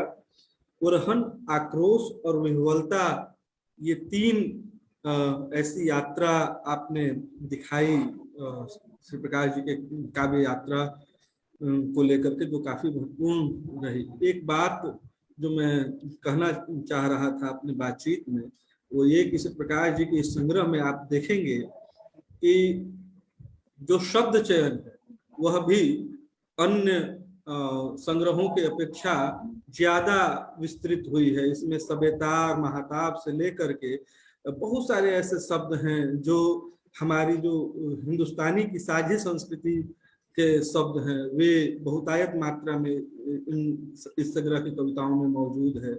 यह भी एक प्रतिपक्ष है, एक रंग, एक भाषा, एक रूप दुनिया बनाने के खिलाफ कवि श्री प्रकाश शुक्ल का। आप देखेंगे कि इनकी कविताओं में एक जहाँ समापन करते हैं अपनी कविताओं को, या वो तो एक सुक्ति देने की कोशिश, मतलब एक सूत्रवाक्य में कविताओं को कहने की कोशिश भी इनकी कविताओं के चित्रशाला को विस्तृत करता है। इन्हीं शब्दों के साथ मैं अपने मित्र मतलब मैं सर से और आदरणीय लीलाधर मंडलोई जी से और आप और जगन्नाथ से और सभी सुनने वालों से ये माने अपना निवेदन कर देता हूं कि बीच में मैं छोड़कर जाऊंगा, क्योंकि मुझे गाड़ी ड्राइव करके फिर वापस काशी लौटना है। तो बिल्कुल निकल जाओ। जी सर, निकल लो नहीं तो देर हो जाएगा। जी सर, तो बाकी सब रहेगा बाद में सुन लेना। हाँ जी। तो विंध्याचल भैया को जाना है, इसीलिए मैंने क्रम भंग करके बुलाया भी पहले, और अब मैं आमंत्रित कर रहा हूँ अपने मित्र कुमार। सिर्फ यादव जी को नहीं, मैं कह रहा हूँ कि सिर्फ यादव जी को नहीं, सभी को काशी लौटना है। जी हम लोग काशी मुखी ही रहते हैं, ये ठीक बात है। गुरुवर तो मुझे कहते भी हैं कि सर्वदा काशी मुखे तो काशी तो लौटना ही है। बहरहाल मैं अपने युवा मित्र जगन्नाथ दुबे को आमंत्रित करता हूँ। जगन्नाथ इधर अपनी आलोचना से और अपनी आलोचना दृष्टि से हमारे वर्तमान परिदृश्य में एक मुकम्मल पहचान बनाने में कामयाब हुए हैं। जगन्नाथ जी की आलोचना में एक युवा तेजस्विता और विलक्षणता मौजूद है। अपने गुरु पर बात करने के लिए आज जगन्नाथ जी प्रस्तुत हैं, तो सुना जाए क्या कहते हैं जगन्नाथ जी। स्वागत है जगन्नाथ जी। बहुत शुक्रिया मंगलम। मेरे दो प्रिय कवि आदरणीय लीलाधर मंडलोई जी और आदरणीय गुरुवर श्री प्रकाश शुक्ल जी, आपको अढ़ाई कहना चाहिए। बड़े भाई विंध्याचल यादव जी, कुमार मंगलम, अनुपम जी और सोशल मीडिया के जिस भी प्लेटफॉर्म पर जो भी लोग इसे देख सुन रहे हैं, उन सभी को मेरा नमस्कार। सबसे पहले इस 7वें और विशिष्ट संख्या वाला 7वां, जिसे विंध्याचल भैया भी अपने वक्तव्य में कह रहे थे कि 7वें का एक अलग तरह का महत्व होता है, तो उस महत्व वाले 7वें संग्रह के लिए मैं अपने गुरु प्रकाश शुक्ल सर को हार्दिक बधाई देता हूँ। उनकी यह काव्य यात्रा नित नवीन ऊंचाइयों को छुए और आगे बढ़े, ऐसी कामना करता हूँ। और जाहिर सी बात है कि अभी कुमार मंगलम जो बातें कह रहे थे और आदरणीय विंध्याचल जी जो बातें कह रहे थे, लगभग उन्हीं फ्रेमवर्क में मेरी भी बातचीत होनी है। मैं भी उसी ढंग से श्री प्रकाश शुक्ल की कविताओं के बारे में सोचता समझता हूँ, विचार करता हूँ। थोड़ा हेर फेर, थोड़ा इधर उधर जो कुछ मैं कह पाऊंगी वो कहने की कोशिश करूंगा।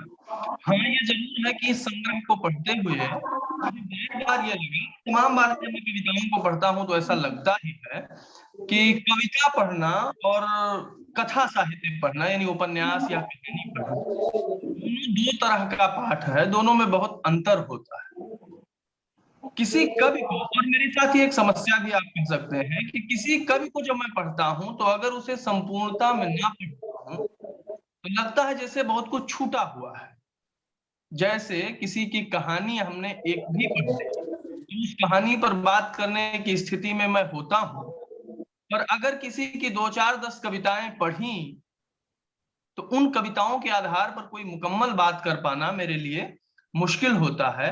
हाँ, यहाँ ये अच्छा है कि मैंने श्री प्रकाश शुक्ल के अब तक प्रकाशित 7 कविता संग्रहों की लगभग सभी कविताएं पढ़ी हुई हैं, पर मैं ये दर्ज कर देना चाहता था कि कविता पढ़ने और तो चूंकि कविता पढ़ना, जब मैंने कहा कि कहानी पढ़ने या उपन्यास पढ़ने से अलग होता है, तो जाहिर सी बात है कि मेरी समझ ये कहती है कि कविता लिखना भी एक तरह की क्रमबद्धता का काम है और वह क्रम में होता है। मुक्तिबोध के बारे में आप सब जानते हैं, उन्होंने कहा भी कि मैं तो जीवन भर एक ही कविता लिखता रहा। असल में हर कवि जीवन भर एक ही कविता लिख रहा होता है, एक जो सर्वश्रेष्ठ है उसकी, और वह सर्वश्रेष्ठ क्या है ये शायद वह भी नहीं समझ पाता और वह उस क्रम में ही चलता रहता है।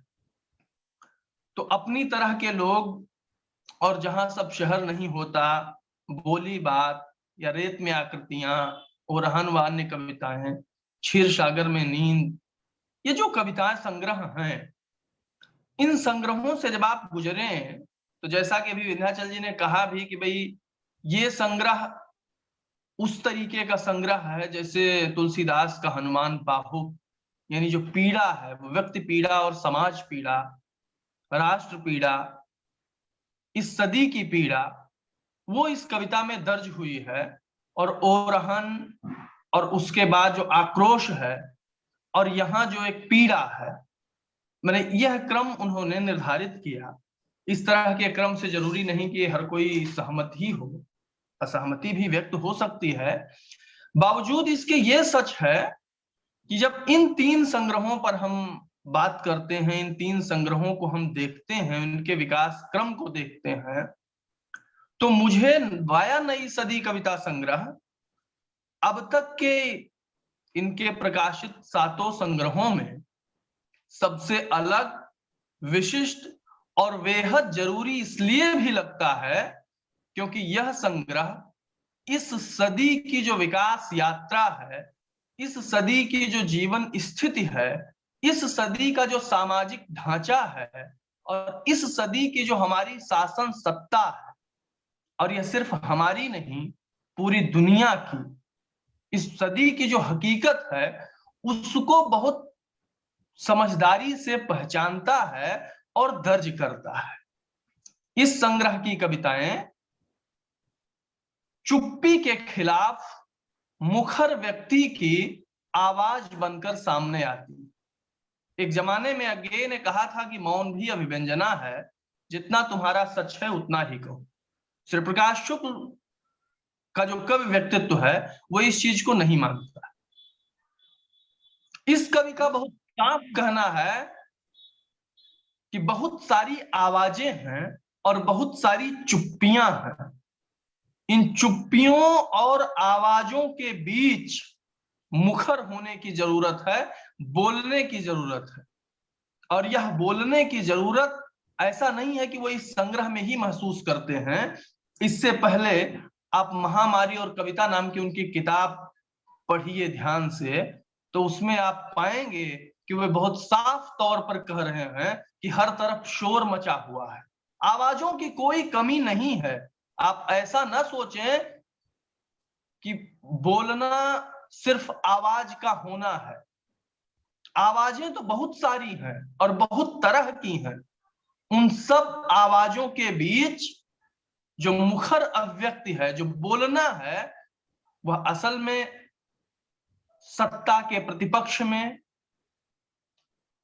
हाशिए का जो समाज है उसके पक्ष में, एक प्रगतिशील सामाजिक संरचना को विकसित करने वाली विचारधारा के पक्ष में आवाज उठाना है, वह है बोलना। उस बोलने की गवाही इस संग्रह की कविताएं बहुत साफ तौर पर देती हैं और इस गवाही को हमें दर्ज भी करना चाहिए। आप सब जानते हैं कि श्री प्रकाश शुक्ल जी की जो काव्य यात्रा है, एक कवि के रूप में जो निर्मिति है, वो 90 के बाद का जो सामाजिक ढांचा है, जो राजनीति है, जो भारतीय समाज है, वो जिस तरीके से बदल रहा था उस बदलाव के साथ चल रही थी और उसकी बहुत सारी बातें विंध्याचल जी ने की भी हैं। भूमंडलीकरण, उदारीकरण और निजीकरण की जो परिघटना विकसित हुई, उस परिघटना के समानांतर लोक जीवन, लोक संस्कृति, लोक आस्था और लोक कलाओं को संजोने की, संरक्षित करने की, उनके पक्ष में उठ खड़े होने की जो आवाजें सुनाई देती हैं, उनमें सबसे मुखर, सबसे स्पष्ट और आप कह सकते हैं कि एक प्रतिनिधि आवाज श्री प्रकाश शुक्ल के कविताओं की दिखाई देती है। उनके शुरुआती संग्रहों में आप देखें तो लोक जीवन, लोक कला, लोक संस्कृति और लोक आस्था को लेकर के एक तरह का सम्मोहन का भाव, उसके प्रति एक रोमानी किस्म का भाव वो दिखाई देता है। वहां क्रिटिक जो है वो शहर का है, शहरी मध्यवर्ग का है, शहरी मध्यवर्गीय संस्कृति का है, भूमंडलीकृत हो रही दुनिया का है। वहां लोक कला, लोक जीवन को बहुत रागात्मक ढंग से देखा गया है। लेकिन यही चीज आप ओरहन और अन्य कविताएं या क्षीर सागर में नींद में नहीं पाएंगे और वाया नई सदी में तो एकदम नहीं पाएंगे। वाया नई सदी की जो कविताएं हैं वो कंटेंट के स्तर पर भी और फॉर्म के स्तर पर भी, क्योंकि देखिए साहित्य के विद्यार्थी होने के नाते हम लोग किसी भी विधा का मूल्यांकन इन्हीं आधारों पर करते। विचारधारा और सारी चीजें बाद की बात है, उनका भी अपना निश्चित महत्व है, पर सबसे पहले देखते हैं कंटेंट क्या है और फॉर्म क्या है। इन दो मूल्यों पर, इन दो आधारों पर अगर हम देखते हैं तो यह संग्रह, वाया नई सदी संग्रह, अपने पूर्ववर्ती सभी संग्रहों से अलग खड़ा है। और यह अलग होना विशिष्ट होने के अर्थ में है। यह विशिष्टता आखिर है क्या? तो जो मैं अभी शुरुआत में कह रहा था कि लोक जीवन के प्रति जो एक सम्मोहन का भाव था, उससे जब मुक्ति है, मुक्ति नहीं कहें आप, बल्कि कहें कि उस प्रक्रिया को श्री प्रकाश शुक्ल नाम का कवि यह मानता है कि ये पूरी हो गई है। अपनी कविता के माध्यम से हमें लोक जीवन को लेकर के जो बात कहनी थी वो बात हमने कह दी है। हमारा पक्ष स्पष्ट हो चुका है। अब हमें दूसरे परिक्षेत्र में, दूसरे परिसर में जाने की जरूरत है। और यही आप देखिए कि ओरहन और अन्य कविताएं संग्रह से जो पॉलिटिकल कंसर्न है, जो राजनीतिक सरोकार है कविताओं का, वह ज्यादा स्पष्ट और ज्यादा मुखर होकर सामने आता है। आप ओरहन और अन्य कविताओं के कवि की पॉलिटिकल जो पॉलिटिक्स है वो उसे आप कह सकते हैं कि वो केदारनाथ सिंह की कविताओं की राजनीति से जुड़ती है या मिलती है, लेकिन वाया नई सदी के कवि को आप उस रूप में नहीं देख सकते हैं। वाया नई सदी का कवि नागार्जुन की राजनीतिक चेतना के ज्यादा करीब है बजाय केदार जी की राजनीतिक चेतना के। आप देखिए, जब इस देश का जो सबसे शक्तिशाली व्यक्ति समझा जाता है वो मन की बात करता है, तो उसके समानांतर एक कवि खड़ा होता है, सीना ठोक के कह सकता है कि मैं मन की नहीं मत की बात कर रहा हूं। और जो बोलते हुए आदमी को दर्ज करता है, यही नहीं जो तोप कविता जिसकी चर्चा अभी विंध्याचल जी ने की, मुगल सराय वाया मंगल का सराय, या लिंचिंग का भी जो गोरखपुर में जो दुर्घटना हुई थी उसको लेकर के जो कविता इस संग्रह में मौजूद है, ये सारी कविताएं आज का जो हमारा परिदृश्य है उस परिदृश्य में जो सत्ता की हिंसा है, सत्ता प्रायोजित हिंसा, क्रूरता, दमन, हमारे समाज, हमारी संस्कृति, हमारी परंपरा और हमारी सभ्यता के जीवित मूल्यों को अपने अनुसार बदल देने की जो कोशिश है, उस कोशिश की प्रत्याख्यान रचती हैं ये कविताएं, उस कोशिश के खिलाफ खड़ी होती हैं ये कविताएं। और ये कविताएं यह बताती हैं कि इस तरह की जो भी कोशिश कर लीजिए, इतिहास बहुत निर्मम, क्रूर और निर्णायक है और इतिहास में आपको कोई जगह नहीं मिलने वाली। इस संग्रह की कविताओं को आप अगर देखना चाहें तो जिस कविता के नाम पर यह संग्रह है, यानी वाया नई सदी, उस कविता की शुरुआती पंक्तियां आप देखिए। शुरुआती एकदम शुरुआती नहीं है, बीच की पंक्तियां हैं। जंगल में दहक रहे पलाश, धरती से फूट रहा लावा, फसलों में लगी है आग, फिर भी कहीं कुछ जल नहीं रहा। ये कवि की चिंता है, जब यह सब कुछ हो रहा है तो कुछ जल क्यों नहीं रहा है। असल में यही इस सदी की विडंबना है और यही इस सदी की पहचान भी। सब कुछ है, सारा मटेरियल तैयार है, लेकिन जो बनना है वो बन नहीं रहा है। इस देश में जिस तरह महंगाई, बेरोजगारी, जिस तरह सांप्रदायिक हिंसा, क्रूरता, नफरत, घृणा अपना पैर पसार रही है, ऐसे में ये जो सामाजिक ढांचा है इसे इस देश के लोगों को बदल देना चाहिए, तोड़कर फेंक देना चाहिए, पर वह संभव नहीं हो रहा है। तो वो जो कह रहे हैं कि सारा कुछ उपलब्ध है पर बदल नहीं रहा है, स्थितियां बदल नहीं रही हैं और यह विडंबना ही इस सदी की पहचान है, तो ये क्यों नहीं बदल रहा है, सवाल यही है। इस ना बदलने के पीछे की जो वजह है, उस वजह को आप अगर ज्यादा करीब से देखना चाहें तो पाएंगे कि पिछले एक दशक में जिस तरह सत्ता प्रायोजित झूठ का प्रचार प्रसार किया गया है, बल्कि झूठ को सच की तरह प्रचारित किया गया है, और इस देश के लोगों की जो चेतना है उस चेतना पर एक मोटी धूल की परत जम गई है। वह जो मोटी परत है वह जाहिर सी बात है कि पोस्ट ट्रुथ की है, वह सत्य इतर की है, वो ऐसी परत है जिसमें सच्चाई का लेश मात्र भी अंश नहीं है।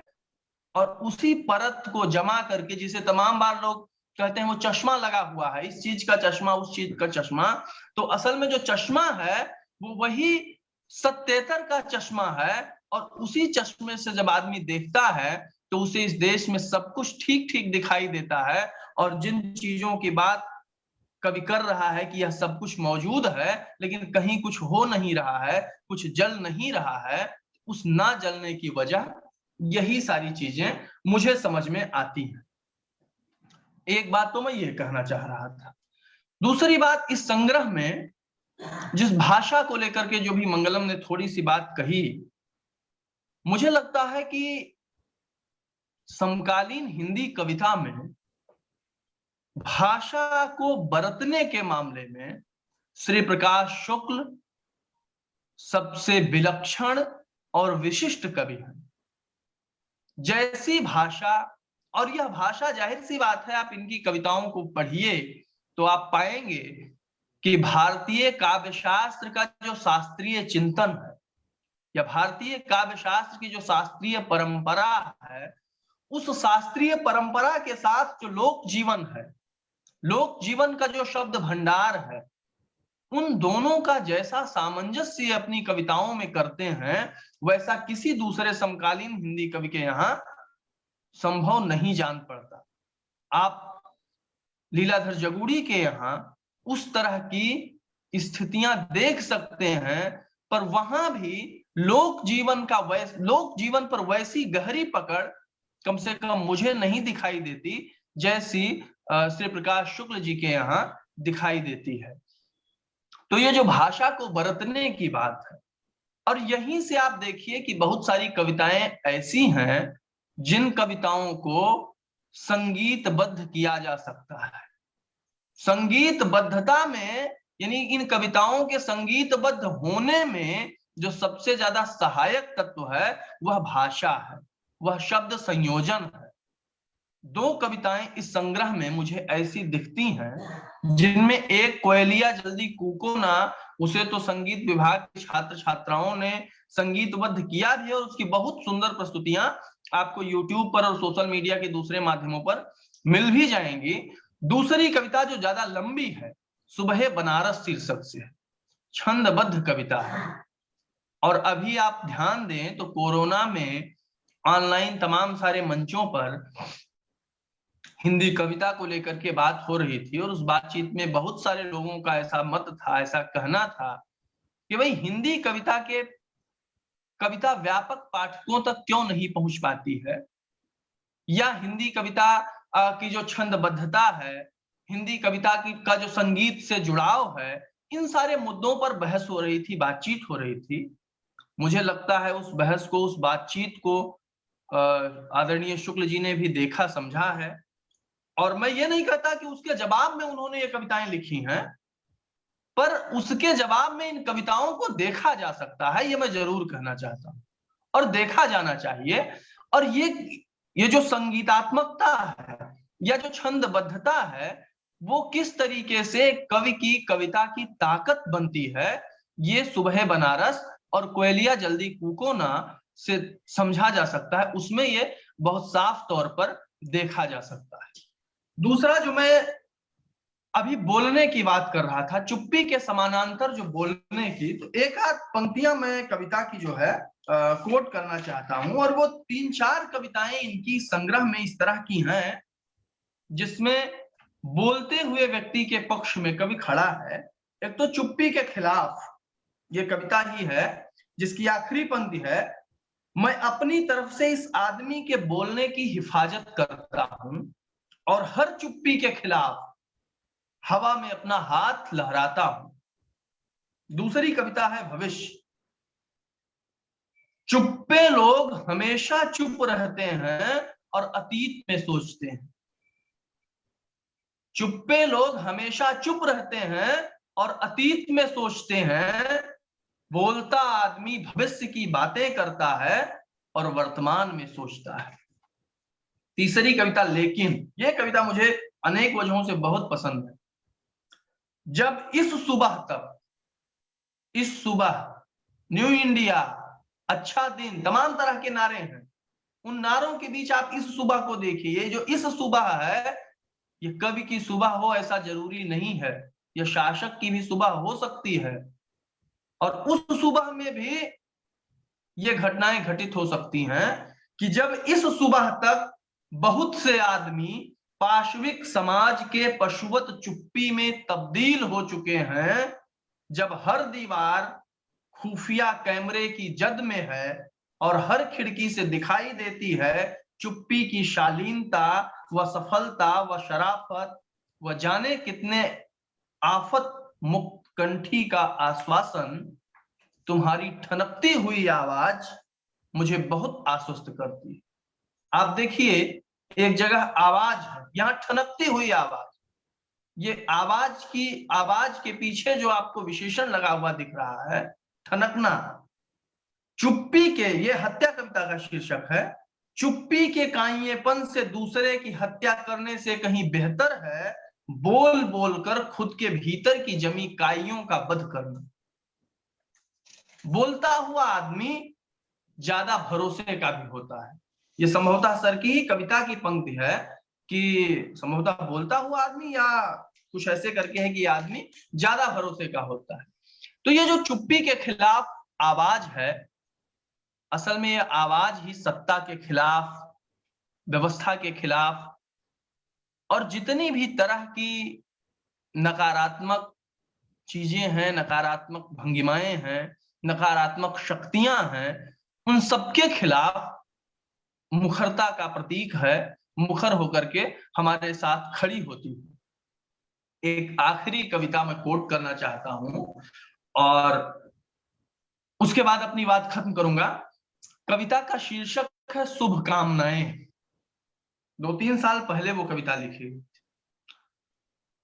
उस कविता और मुझे लगता है कि निराला की जो कविता है ताक कमसिन वार, शब्दों का और भाषा का जो संयोजन है और उन ध्वनियों के माध्यम से जो भावों का प्रकटीकरण है, ताक कमसिन वार कविता में जिस तरीके से आता है, शुभकामनाएं कविता भी उसी तरह से ध्वनियों के संयोजन से अपनी ध्वन्यात्मकता में अपने अर्थ को व्यक्त करती है और एक शुभकामना जैसे एक भाव को व्यापक अर्थ प्रदान करते हुए अपना संदर्भ देती है। तो इस तरह की बहुत सी कविताएं और भाषा को लेकर के हमने जो बात कही, ये सारी बातें इस संग्रह को मेरी नजर में हिंदी कविता यात्रा में, समकालीन हिंदी कविता यात्रा में एक विशिष्ट संग्रह का गौरव प्रदान करता है। यह संग्रह, जाहिर सी बात है कि जब 1990 के बाद भूमंडलीकरण, उदारीकरण और निजीकरण की परिघटना में लोक जीवन के मूल्यों की संरक्षा को लेकर के बहुत सारे कवि सामने आए, जिनमें एक प्रतिनिधि कवि के तौर पर मैं श्री प्रकाश शुक्ल जी को देखता हूं। आप पिछले दशकों में, पिछले एक दशक में बहुत सारे लोगों ने कविता 16 मई के बाद और तमाम तरह के नारेबाजी की, तमाम सारी पत्रिकाओं ने अंक निकाले, तमाम सारे साझा काव्य संकलन निकले। लेकिन मुझे लगता है कि पिछले एक दशक में जिस तरह से पोस्ट ट्रुथ संसार का सृजन हुआ है, जिस तरह से एक चुप्पा वर्ग या चुप्पों का एक बड़ा वर्ग हमारे सामने आया है, जिस तरह की हिंसा, नफरत इस समाज में व्यापी है, फैली है, उस समाज में, उस समय में यह संग्रह एक घोषणा पत्र की तरह है, कवि के घोषणा पत्र की तरह, हिंदी कविता के घोषणा पत्र की तरह कि साहब, चुप्पे लोगों के बीच जो बोलते हुए लोग हैं, हो सकता है संख्या में कम हो, लेकिन वो जितने भी हैं उन सबकी तरफ से यह घोषणा पत्र मैं आपके सामने और इस देश की जनता के सामने प्रस्तुत करता हूं। एक और कविता मुझे अभी ध्यान आ रही है और उसको कोट करने का लोभ मैं नहीं छोड़ पा रहा हूं। वो कविता है रक्षाबंधन।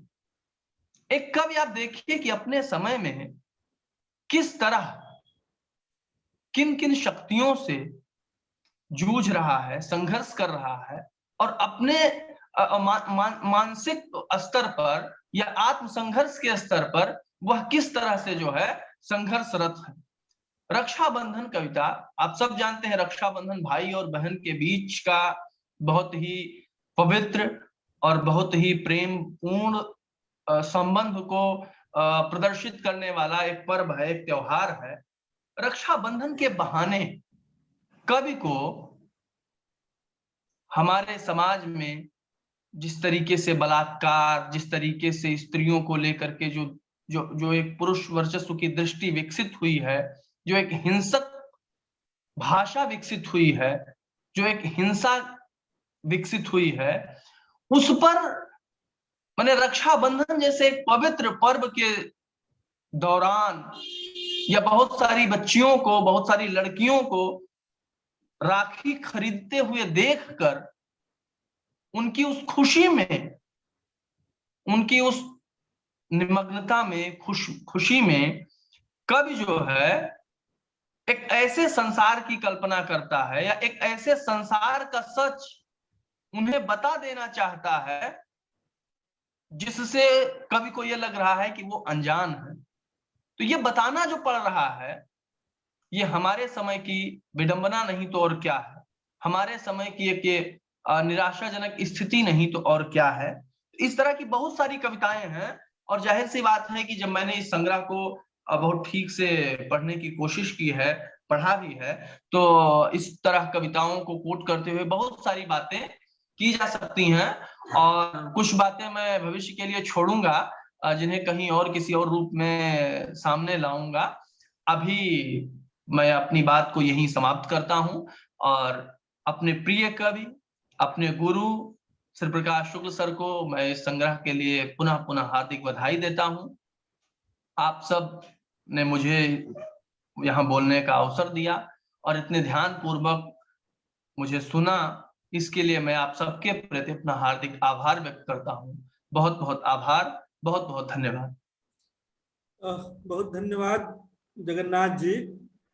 बोलने के विरुद्ध बोलने की जरूरत को जिस तरीके से आपने रेखांकित किया और जलने के विपर्य की संवेदना को जिस तरीके से आपने उद्घाटित किया वो सुंदर है।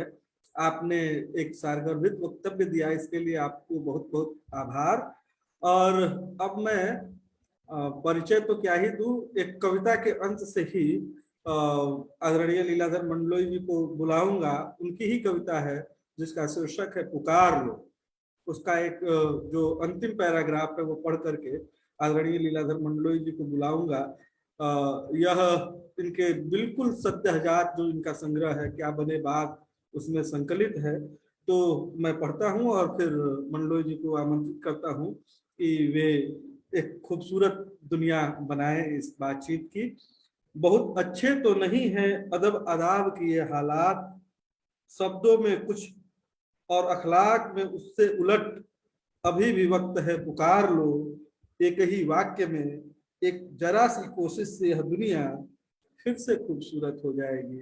तो अब मैं पुकारता हूँ आदरणीय लीलाधर मंडलोई जी को कि वो आए और अपना वक्तव्य दें। नमस्कार, आवाज आ रही है? जी जी।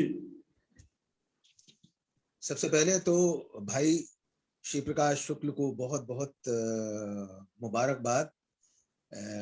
वाकई एक बहुत महत्वपूर्ण कविता संग्रह कल शाम को जब मिला तो उसके बाद मैं सिर्फ इस संग्रह को पढ़ता रहा और मैंने सिर्फ एक काम किया है कि मेरी अपनी एक मान्यता के अनुसार कि जब आप किसी संग्रह को पढ़ें तो उसका क्या आपके मानस पर प्रभाव, उसके बिंब, उसके प्रतीक क्या बच जाते हैं और उस बचे रहने में ही कवि का महत्व है।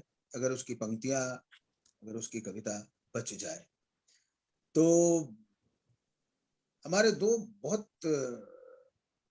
महत्वपूर्ण युवा आलोचक विंध्याचल जी और जगन्नाथ जी, मैं आप दोनों को भी बधाई देता हूं कि आपने इस संग्रह को इतना डूब कर पढ़ा और मैं आप दोनों से सहमत हूं या यूं कहूं कि मैं लगभग सहमत हूं। तो मैं मतलब उन बातों को जो आपकी स्थापना है और कुमार मंगलम ने जो पूर्व पीठिका 90 दशक के बाद से जो सदी शुरू होती है उसके बारे में बताई थी, तो वो सारी चीजें मेरे ध्यान में है। मैं बहुत एक तरह के श्री प्रकाश जी कोलाज की शक्ल में उन इम्प्रेशंस के बारे में बात करना चाहता हूं, क्योंकि मैं ये जानना चाहता हूं कि एक कविता संग्रह की कुछ कविताएं या बहुत सी कविताएं किस तरह का असर डालती है तो आप सब लोगों से अनुमति लेते हुए मैं थोड़ा अलग ढंग से बात करने की कोशिश करूंगा, जो कि एक कोलाज की शक्ल में होंगे, क्योंकि चित्रकला फिल्म भी मेरा एक सब्जेक्ट है, तो वो कुछ चीजें अलग ढंग से बनती है मेरे दिमाग। जैसे मुझे एकाएक याद आ रही पॉल सेलान की एक पंक्ति कि ये कौन सा समय है, ये कौन सा समय है जब एक बातचीत लगभग अपराध है। मित्रों, आपात स्थिति में लिखना एक बड़ी चुनौती है, एक साहस है और एक जोखिम है। अगर आप लिख लेते हैं तो ये वरदान भी है। तो ये वो बात है जो हमारे समय की है, या कहें कि इस संग्रह का जो शीर्षक है वाया नई सदी, ये जो शीर्षक है, इस शीर्षक में भी वो बात विन्यस्त है, लेकिन वो प्रतीकों में है, वो बिंबों में है, वो विचार के कणों में है। तो उससे ये संग्रह छंद में रहते हुए, छंद मुक्त रहते हुए, संस्कृत में जाते हुए, लोक में आते हुए, मतलब एक अपने आप में भी भाषा को लेकर और जो एक तरह से मिथक है, धर्म है और उसकी स्मृतियां हैं, इन सब को लेकर ये एक बहुत सुंदर कोलाज चित्र की तरह मुझे ये संग्रह लगता है। और जब हम कहते हैं वाया नई सदी, तो संग्रह के शीर्षक से हमारी एक मुराद बनती है कि हम जानना चाहते हैं कि उसके नए या अद्यतन समकालीन होने के क्या प्रमाण इस संग्रह में मिलते हैं। जब आप वाया नई सदी कहते हैं तो आप सिर्फ एक टिप्पणी करना चाहते हैं या एक हस्तक्षेप करना चाहते हैं, ये आप एक संग्रह में दिखना चाहते हैं। और जो आपकी वैचारिकता रही है वो समय के साथ 7वें संग्रह में या ताजे संग्रह में फॉर्म के स्तर पर, विचार के स्तर पर, कंटेंट के स्तर पर, भाषा के स्तर पर किस तरह से पिछले संग्रहों से आगे है। कवि क्या अपनी ही काव्य परिभाषा को अतिक्रमित करने की कोशिश करता है? क्योंकि ये अंधेरा समय है और अंधेरे समय में शायद उन पुराने हथियारों औजारों से आप जो नंगी बात है, सच की जो नंगी बात है, या सच की नंगी सरलता आप कहें, वो जो है, क्या वो आप अभिव्यक्त कर सकते हैं। इसके साथ साथ आप इस वाया नई सदी से क्या अगली सदियों में झांकने की कोई एक कोशिश करते हैं। तो ये एक तरह की उम्मीद हमें किसी भी संग्रह से होती है, और शिवप्रकाश जी के संग्रह से तो होनी ही चाहिए। अब मैं ये देखना चाहता हूं कि जो हमारा समय है और वो जो उस समय की जो एक तरह से विभीषिकाएं हैं, असहायताएं हैं, वो किस तरह से एक कवि के भीतरी लोक से बाहरी लोक की जुगलबंदी में आता है। तो ये जो संग्रह है, लालित्य को उन्माद में बदलने का समय है, और ये वो समय है जब शिव बहुत उदास है।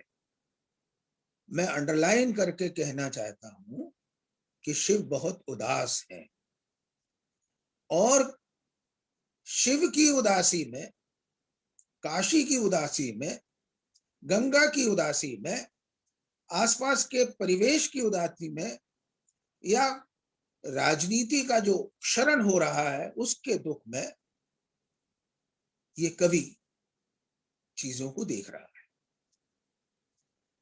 ये तब देख रहा है जब अच्छे दिनों की तमन्ना पर बुरे दिनों के ख्वाब तैर रहे हैं। जब मनुष्य ईश्वर से डर रहा है, जब हमें सिर्फ बोलने की आजादी है, जब हमें सिर्फ देखने की आजादी है, बोलने की आजादी नहीं है, हमारे जीवन से कुछ चीजें विदा ले रही हैं, जैसे प्यार है, भरोसा है, करुणा है। और जब ऐसे समय में कि हरा होना भी अब हरा होना नहीं है, ऐसे समय में जब हरा होना भी हरा होना नहीं है और हरा होना मुसलमान होने का सूचक हो गया है, तब जब राष्ट्रीयता के लिए हमारी कलम तो बेमानी हो गई है और सत्ता को तोप जरूरी लग रही है, जब बलात्कारी भी जो अपराध कर रहा है वो धर्म या राम के नाम पर कर रहा है, और इस सदी ने जो एक कवच पहनकर रखा है, वो भी वाया एक मजबूत कवच, हर अगले वाया को व्यवस्थित करता। तो ऐसे समय में ये कविता संग्रह आ रहा है और मुझे कुछ चीजें दिखाई देती हैं इस संग्रह में। एक तो यह है कि श्री प्रकाश जी अपने समय में ये जो प्रायोजित या झूठी सभ्यता हमको परोस दी गई है, वो उसके वायरल इफेक्ट को पढ़ रहे हैं, ये एक चीज मुझे दिखाई देती है। दूसरा, ये जो उत्तर कोरोना समय है, इसमें ये कविता संग्रह या कवि ये उम्मीद करता है कि प्रेम और करुणा की वापसी हो जाए, और इसीलिए वो रैदास को बाकी दूसरे भक्त कवियों की तुलना में याद करते हुए ज्यादा प्रासंगिक और ज्यादा जीवन विवेक का एक कवि रैदास को मानते हुए अपने आप को इस संग्रह में वे रैदास से जोड़ते हैं। जोड़ने के लिए और भी भक्त कवि काशी में कम तो नहीं हुए, उनमें से भी किसी की बात हो सकती थी, लेकिन रैदास के साथ होना एक किसी भी मनुष्य की पक्षधरता का एक बड़ा कैनवास होता है।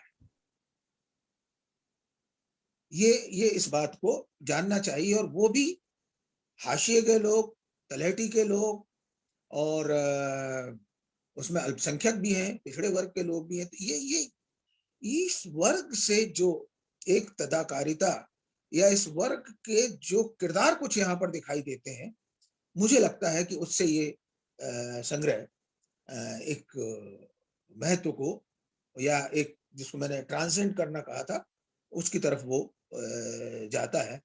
वो अपने आसपास के पेड़ को देखता है तो पेड़ में उम्मीद को देखता है। वो गंगा में जिन चीजों को देखता है तो जल को महत्वपूर्ण मानते हुए जल की संस्कृति तक ये कविता की बात जाती है। जैसे जब आप सुबह बनारस में, ऐसे बहुत सारे बिंब हैं, एक ऐसे बहुत सारे संकेत हैं, बहुत सारे इशारे हैं जो हमें अपनी तरफ आकर्षित करते हैं। एक बात और है कि जो घनघोर, हिंसक, क्रूर और जेल खाने में बदलता हुआ जो लोकतंत्र है, उसमें एक कवि का जो वजूद है वो कैसा होना चाहिए। तो वो जो उनका वजूद बनता है वो एक हस्तक्षेप और प्रतिरोध के लिए खिलखिलाते हुए कवि का बनता है, वो रोते हुए कवि का नहीं बनता।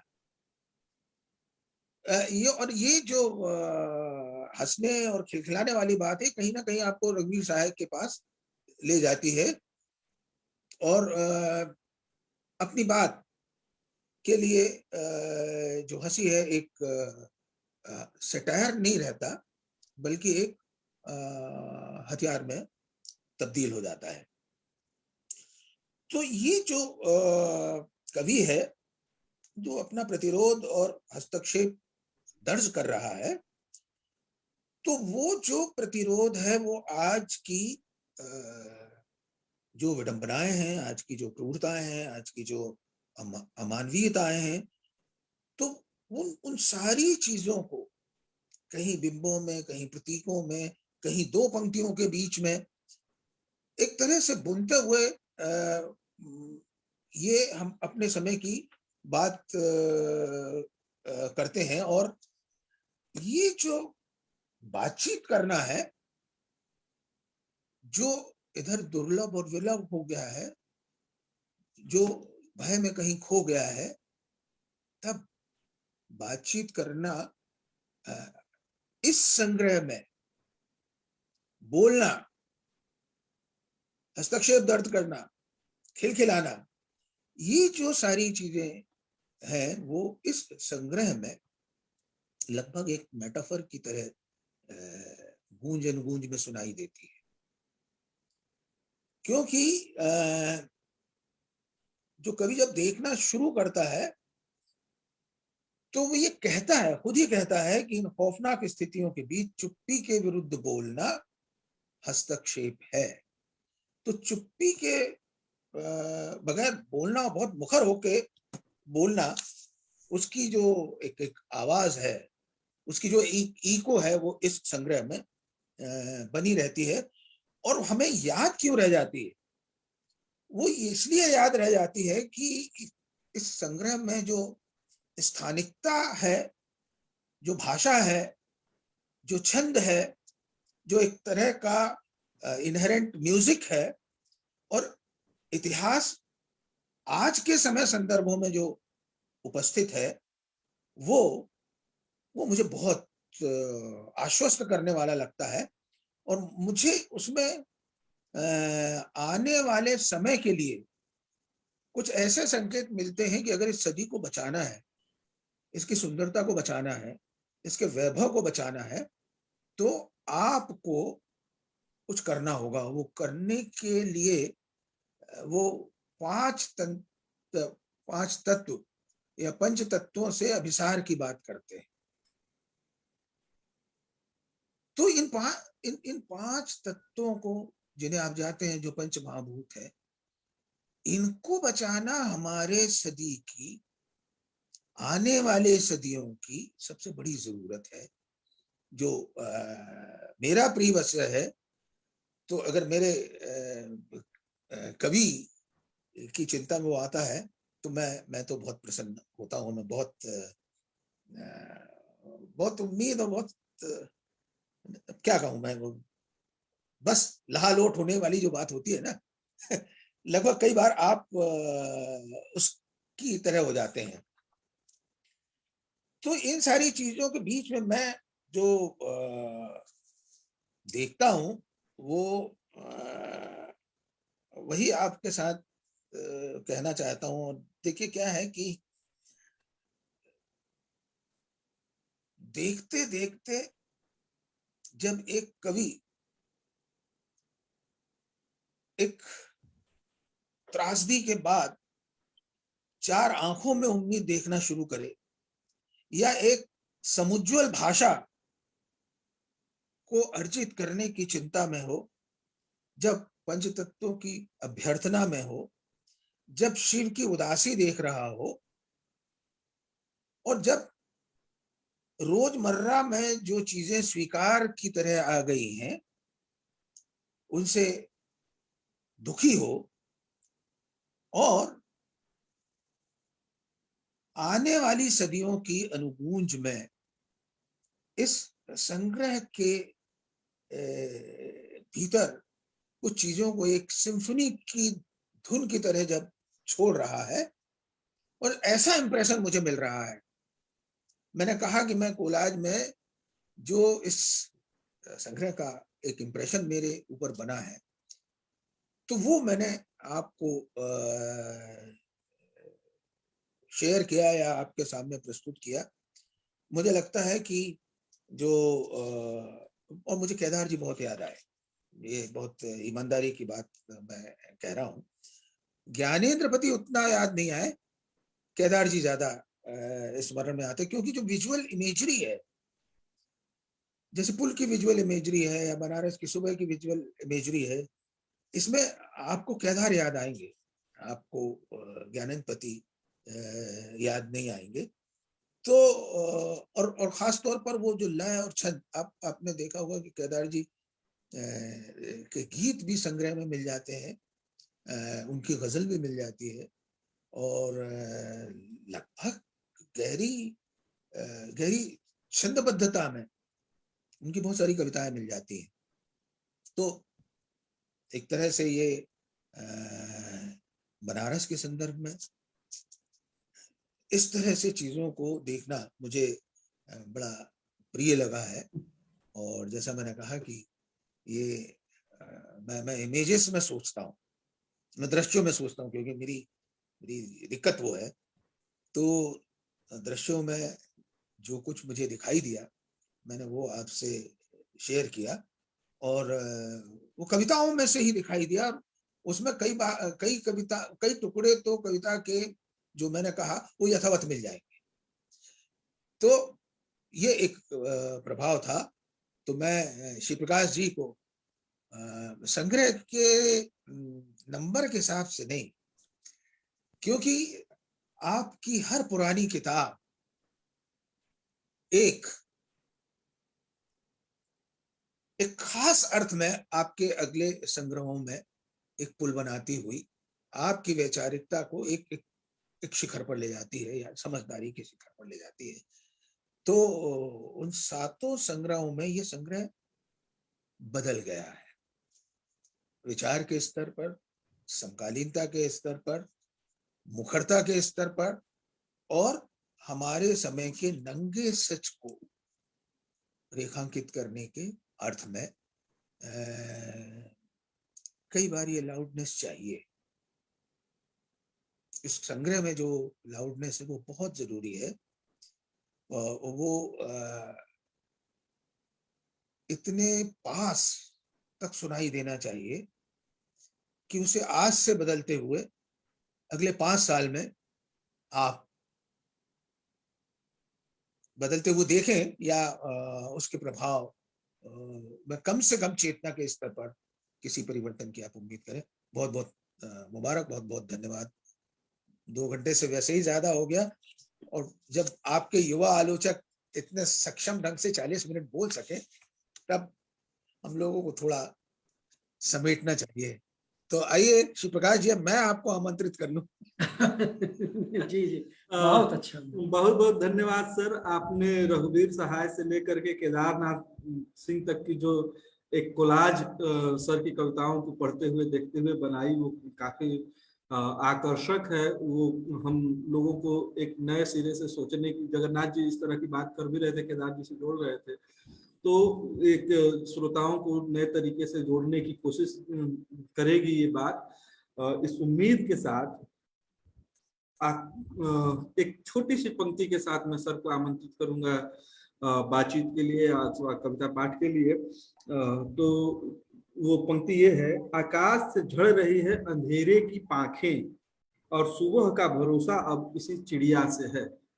तो जब हमारे समय में इस तरह की भयावह चीजें मौजूद हों तो कविता वो सुबह की चिड़िया हो सकती है। मैं सर को आमंत्रित करता हूँ कि वे आए और तो सब कहें और अपनी कविताओं का पाठ करें। सर सभी के प्रति आभार। और मैं तो इतना अभिभूत हूँ कि अब कुछ बोलने लायक तो यहाँ पर है नहीं। और सबसे पहले मैं अपने वरिष्ठ समकालीन और जिनका कि नया संकलन अभी परसों ही मुझे मिला है, क्या बने बात, उसके लेखक हिंदी जगत के यशस्वी कवि आदरणीय लीलाधर मंडलोई जी के प्रति आभार व्यक्त करता हूँ कि जिन्होंने राजकमल प्रकाशन के इस बैनर तले आयोजित इस कार्यक्रम में अपना समय दिया। बहुत अच्छा लगा। और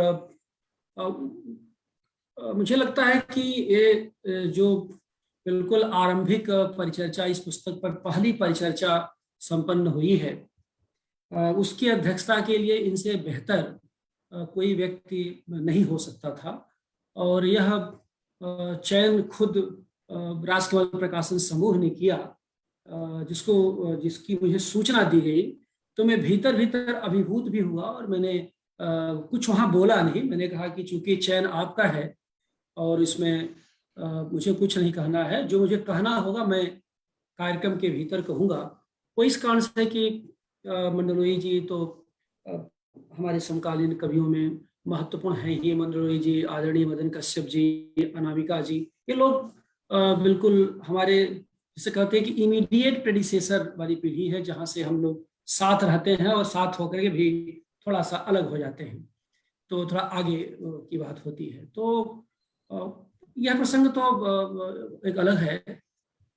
इस नाते मैं मंडलोई जी की बात यहाँ पर कह रहा हूँ कि जाने अनजाने जो हुआ वह, क्योंकि जो भी इनके नाम पर सहमति व्यक्त कर रहे थे उनको शायद ये बात पता नहीं होगी जो मैं कहने जा रहा हूँ। इस संग्रह की ज्यादातर कविताएं, मुझे लगता है कि संग्रह में जो कविताएं, इसमें 20-22 कविताएं तो ऐसी हैं जो मंडलोई जी के संपादन में निकलने वाले नया ज्ञानोदय में प्रकाशित हुई थी। और एक बात और खास मंगलम की, इसकी जितनी लंबी कविताएं हैं वो सब के सब अनिवार्यतः ज्ञानोदय में ही छपी है। और आप सब जानते हैं कि ज्ञानोदय इनके संपादन में जब निकलती थी तो उसमें बहुत स्पेस था। मेरे लंबे लंबे यात्रा संस्मरण, लंबी कविताएं, मतलब जैसा जब चाहा जो लिखा इनको भेजा और उधर से तुरंत सहमति आई, बस अगले के बंधु जा रहा है, क्योंकि बंधु वाला जो ठेका इनका रहता है, बंधु जा रहा है। तो मैं, और ये सब इनका देखा हुआ था, इनका पढ़ा हुआ था। इन कविताओं के साथ ये जूझते भी रहे हैं। मुझे समय समय पर उस समय बतौर संपादक सलाह भी देते रहे हैं। खास के सुबह बनारस का मैं जिक्र करना चाहता हूँ, एक लंबी कविता जो मेरे लिए बहुत ही महत्वाकांक्षी कविता उस समय में थी, क्योंकि बनारस बदल रहा था और उसको मैं देख रहा था, उसका साक्षी। तो खैर, तो मैं मंडलोई जी के प्रति आभार व्यक्त करता हूँ। और जिसे मैं कहता हूँ कि कनिष्ठ समकालीन, तो कनिष्ठ समकालीनों में विंध्याचल यादव, जगन्नाथ दुबे, कुमार मंगलम, अब इन तीनों की तो मैंने ग्रोथ देखी है, विकास देखा है। लेकिन जिसे मैं, एक पेड़ कविता है उसमें कि पेड़ बड़े हो रहे हैं और हम छोटे, उनका बड़ा होना नहीं है हमारा छोटा होना। एक कविता उसमें यह है कि मैंने कभी देखता है कि उनके बड़े होने में ही मैं अपने आप को बहुत बड़ा महसूस कर रहा हूँ, और शायद उन जड़ों के भीतर मैं कुछ अधिक ही अपने को गौरवान्वित महसूस कर रहा हूँ, जहां से पेड़ निकल रहे हैं। शायद कहीं उस जड़ में मैं मौजूद हूँ। तो जो जड़ में मौजूद होने का जो आह्लाद है वह इतना सुव्यवस्थित रूप से आज दिखाई दिया है। तो मैंने कहा कि ये तो मेरे लिए सचमुच में बड़ा ही भावुक क्षण है रहा कि मतलब जितना सुंदर, सधा, संतुलित, विवेक सम्मत, प्रासंगिक और समकालीन वक्तव्य इन तीनों के द्वारा हुआ। मंगलम तो संचालक की भूमिका में थी, तो थोड़ा बचा रहे थे। इनके लिए एक बड़ा प्लेटफॉर्म चाहिए जिसमें भरा पूरा हो, कम से 1 घंटे का इनका भाषण हो, तब बात आए, मजा आए उसमें। तो मैं अपने तीनों, जो जिसमें कि 2 तो युवा आलोचक हैं, 1 युवा कवि हैं मंगलम, तो मैं इन तीनों को अपनी शुभकामनाएं देता हूँ। और इसी के साथ राजकमल प्रकाशन समूह, उनके निदेशक अशोक माहेश्वरी के प्रति मैं आभार व्यक्त करता हूं कि जिन्होंने इस संग्रह को, एक बार मैं भी दिखा दूं, बतौर लेखक तो पहले दिखाया ही था, इस संग्रह को बहुत सुंदर तरीके से संग्रह, कविता संग्रह, खास करके कविता संग्रह जब सुरुचिपूर्ण सुंदर रूप से प्रकाशित होते हैं तो कवि होने का गौरव जिस तरह से होता है वह तो हम सब जानते ही हैं कि जब पुस्तक हाथ आती है और फर्स्ट इंप्रेशन जो होता है, बहुत अच्छी कहानी, बहुत अच्छी कविताएं, बहुत अच्छी उपन्यास आप लिख दे, अच्छा रहे, लेकिन देखने में ही अगर मुंह लटक जाए उसके संयोजन में और उसके रूप में, तो फिर वो बात बनती नहीं। तो सबसे पहले जब मैंने देखा था इस प्रति को, तो मैं बहुत आह्लादित हुआ था और मैंने इनके मालिक से कहा था कि मैं बहुत अच्छा, तो मैं पूरे राजकमल प्रकाशन समूह के प्रति अपना आभार व्यक्त करता हूं। और अनुपम त्रिपाठी जो यहाँ जुड़े हैं, जिन्होंने पूरा संयोजन किया है, और जो जूम्स के माध्यम से हम सबको यहाँ जोड़े हुए हैं। ये प्लेटफॉर्म बहुत सशक्त प्लेटफॉर्म है, तो मैं उनके प्रति भी अपना सस्नेह आभार व्यक्त करता हूँ। नौजवान हैं, सक्रिय हैं, तेजस्वी हैं और तकनीकी के विशेषज्ञ हैं, तो वो अपना कहीं नेपथ्य में है, क्योंकि नाम मुझे दिख रहा है लेकिन उनका फेस नहीं दिख रहा है, तो जाहिर सी बात तो कहीं कहीं होंगे। तो ये सब चीजें हैं। समय जैसा कि आप सब जानते हो ही गया है। इसके पहले इसी बैनर से कविता पाठ भी मेरा हुआ था, तो वक्तव्य हुआ था। तो अब मैं कोई वक्तव्य नहीं दूंगा, सिर्फ एक कविता पढ़ूंगा, फिर कभी इसकी हम लोग चर्चा करेंगे, ताकि मैं अपने को शामिल भी इसमें कर लूंगा, थोड़ा समय भी बचा लूं। तो सिर्फ एक कविता पाठ करके मैं अपनी इस बात को समाप्त करूंगा, और वो है मंगलम। अब ज्यादा पढ़ने की जिद मत करना, क्योंकि काफी समय हो गया, फिर आगे हम लोग इस पर और चर्चा करेंगे। अब बनारस आओगे तो बड़ी चर्चा होगी, तो कोई बात नहीं। वो सब तो अभी बहुत ड्यू है, अभी बजट की चर्चा ड्यू है, पुलिया चर्चा शुरू हो चुकी है, ये तो वहीं से शुरुआत हो गई है। मत की बात, और ये बात सही है कि देखिए, मैं इस बात को मानता हूं कि एक नया जो संकलन आता है, खास के कविता संकलन, तो एक नया कविता संकलन पुराने संबंधों की याद हुआ करता है और नए संबंधों की बुनियाद, ये मैं मानता हूं। और ये संग्रह जब मेरे हाथ में आया, तो मेरे जो सबसे पहली पंक्ति कौंधी थी मेरे मन में, वह यही थी कि यह मेरा जो संग्रह है, ये पुराने संबंधों की याद है और नए संबंधों की बुनियाद है। बहुत अच्छी बातें हुई, बहुत सारी सब सांस्कृतिक, राजनीतिक, लोक शास्त्र वगैरह वगैरह, और जाहिर सी बात है कि आप सबने इतनी अच्छी अच्छी बातें की हैं कि उसको मैं क्या विश्लेषण करूं कि वह आस्वाद की प्रक्रिया है। मैं तो यहाँ पर सहृदय और भावक के रूप में मौजूद हूँ, और उसी भाव से मैंने एक जो भावक, हमारे जो काव्य शास्त्रीय शब्दावली में जो भावक होता है, तो भावक एक बहुत ही गुणी व्यक्ति होता है, इस अर्थ में कि वह जो कहा जाता है उसको रस प्रवण ढंग से ग्रहण करता है। तो मैं उस भावक के रूप में यहाँ बैठा हुआ हूँ, आपसे कुछ सुना मैंने। बस यही एक वाक्य जो मैं कहना चाहता था। और जब मैं ये कह रहा हूँ कि पुराने संबंधों की याद और नए संबंधों की बुनियाद, तो इसमें कम से कम जगन्नाथ, विंध्याचल, मंगलम, उन संबंधों को समझ रहे होंगे जो बनारस में बनते रहे, बिगड़ते रहे। क्योंकि ये एक वैश्विक जो ग्लोबल समस्याएं आई, जिसे पोस्ट ट्रुथ मंगलम ने कहा, उसमें कब संबंधों की केंद्रीयता कब बदल जाए कुछ आप कह नहीं सकते। और जो संबंधों की बनती बिगड़ती केंद्रीयता, नए बनते संबंध, क्योंकि ये नई सदी की एक बड़ी विडंबना यह भी रही है कि संबंध बनाना बड़ा आसान रहा, लेकिन उसको बनाए रखना बड़ा कठिन रहा। और ये मैं इस तरह से भी इसको अपने एक तरह कह सकते हैं अपने मन से मैं सोचता रहता हूँ। यह इस संग्रह में बहुत सारे चीजें हैं, बहुत सारी परिस्थितियां हैं जब विस्तार से उस दौर के साक्षी, क्योंकि ये कविताएं 2014 से लिखी गई कविताएं हैं, 2014 के बाद की सारी कविताएं हैं, और आज तक जो आया, तो कोरोना के बाद, कोरोना के दौर के तो कुछ ही कविताएं मैंने डाला इसमें। मंगलम इसके फैसिलिटेटर रहे हैं, क्योंकि मैं कहना चाहता हूं कि यह संग्रह भी जो जल्दी आया, उसमें मंगलम बनारस आए थे तो पांडुलिपि इनके हाथ से मैंने भेज दी थी, तो थोड़ा सा जल्दी हो गया, समय हमारा बच गया। लेकिन मैं कहा कि ये जो संबंध पिछले 8-10-12 वर्षों में जो समय बदला है, खासकर 2014 के बाद, क्योंकि सत्ता का जैसे जैसे केंद्रीकरण होता चला गया, संबंधों की बुनियाद वैसे ही हिलती चली गई है।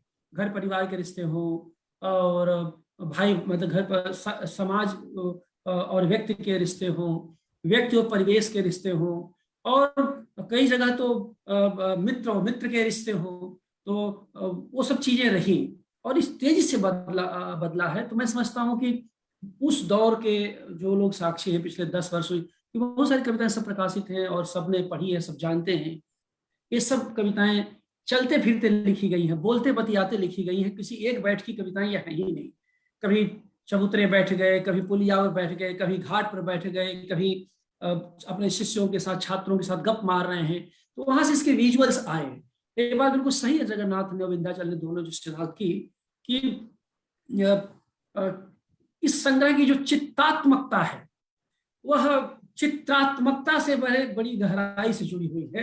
अब देखिए, मैं ना बोलते बोलते बोलूंगा बहुत सारी चीजें आ जाएंगी, लेकिन यह है कि चित्तात्मकता से चित्रात्मकता के बीच की जो कनेक्टिविटी है कहीं न कहीं ये तो है, और आप सबसे मैं सहमत हूं और उम्मीद करता हूं कि आगे आने वाले जो पुस्तकें होंगी उनमें नए संबंध भी कुछ और मुखरता से दिखाई देंगे। बहरहाल तो मैं एक कविता पढ़ करके अपनी बात समाप्त करता हूं। मत की बात। चुप्पा आदमी बहुत क्रूर होता है, वह चुपचाप सोचता है और खुलकर नोचता है। चुप्पा आदमी बहुत क्रूर होता है, वह चुपचाप सोचता है और खुलकर नोचता है। बोलता आदमी भयावह होता है, वह बोल बोल के सोचता है और चुपचाप पूछता है। चुप्पा जब बोलने लगे तो यकीन कीजिए सब महफूज है। चुप्पा जब बोलने लगे तो यकीन कीजिए सब महफूज है। जैसे कि लोकतंत्र के आंगन में बसंत की बयार, लेकिन बोलता आदमी जब चुप हो जाए तो समझिए किस व्यवस्था में एक तानाशाह का आगमन हो चुका है। तब समझिए किस व्यवस्था में एक तानाशाह का आगमन हो चुका है। तानाशाह सीधे सीधे वेश में नहीं आता, वह हमारे मुंह से प्रवेश करता है और हमारी जीभ को चीरता हुआ अतड़ियों में उतर आता है। इस समय मेरे पेट में जो जलन हो रही है, वह एक तानाशाह के नाखूनों में फंसी हुई बारूद की जलन है, और दिमाग में जो खरोंच है वह एक बोलते आदमी को चुप बनाए रखने के लिए वक्त बेवक्त उठी हुई उंगलियों की खोज है। मैं इस खोज का विरोध करता हूं और चुप्पी के समानांतर मुखर आदमी के पक्ष में अपना बयान देता हूं। जाहिर सी बात है इस समय मैं मन की नहीं मत की बात कर रहा हूं। जाहिर सी बात है मैं इस समय मन की नहीं मत की बात कर रहा हूं। आप सब जुड़े, आप सब ने अपना समय दिया। इस सोशल मीडिया के माध्यम से जो लोग भी हम लोगों से जुड़े रहे, उन सब के प्रति मैं आभार व्यक्त करता हूं। बतौर लेखक मैं अपना आभार व्यक्त करता हूं। अब ओवर टू मंगलम। सर, एक छोटी कविता महताब सुना दीजिए। अच्छा, किस पेज पर होगी देख लेते हैं। मंगलम निकाल के देंगे, फरमाइश के पेज पर है इस समय। 28 जिसके लिए आपने मना किया था। अब सर मंगलम तो फिर मंगलम ही है। हाँ, नहीं, यही होना तो मंगलम है।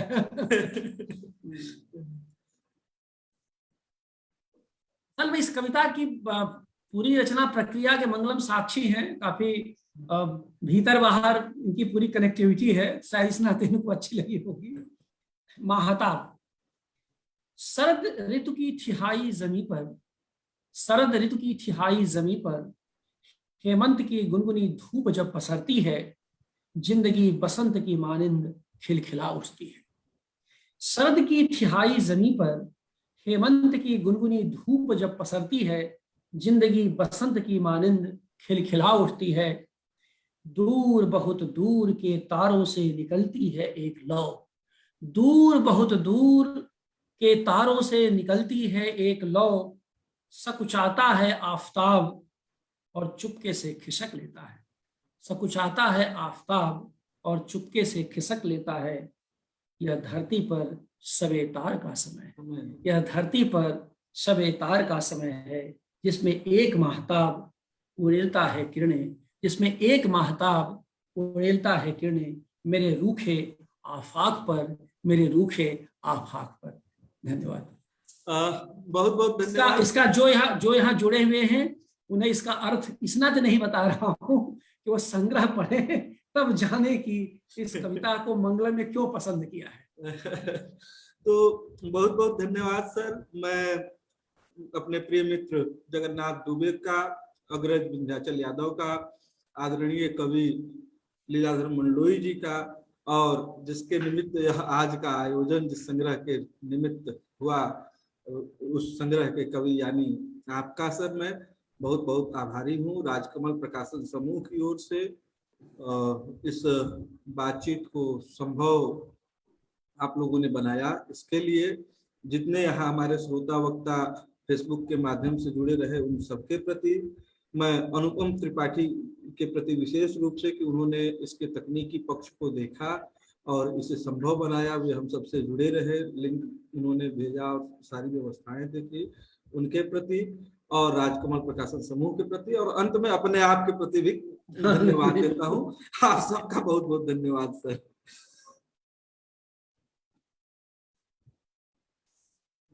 अच्छा, अनुपम आ तो गए हैं। हाँ, अनुपम आ गए। बहुत बहुत शुक्रिया कुमार जी, एक अच्छी बातचीत हो पाई इस संग्रह पे।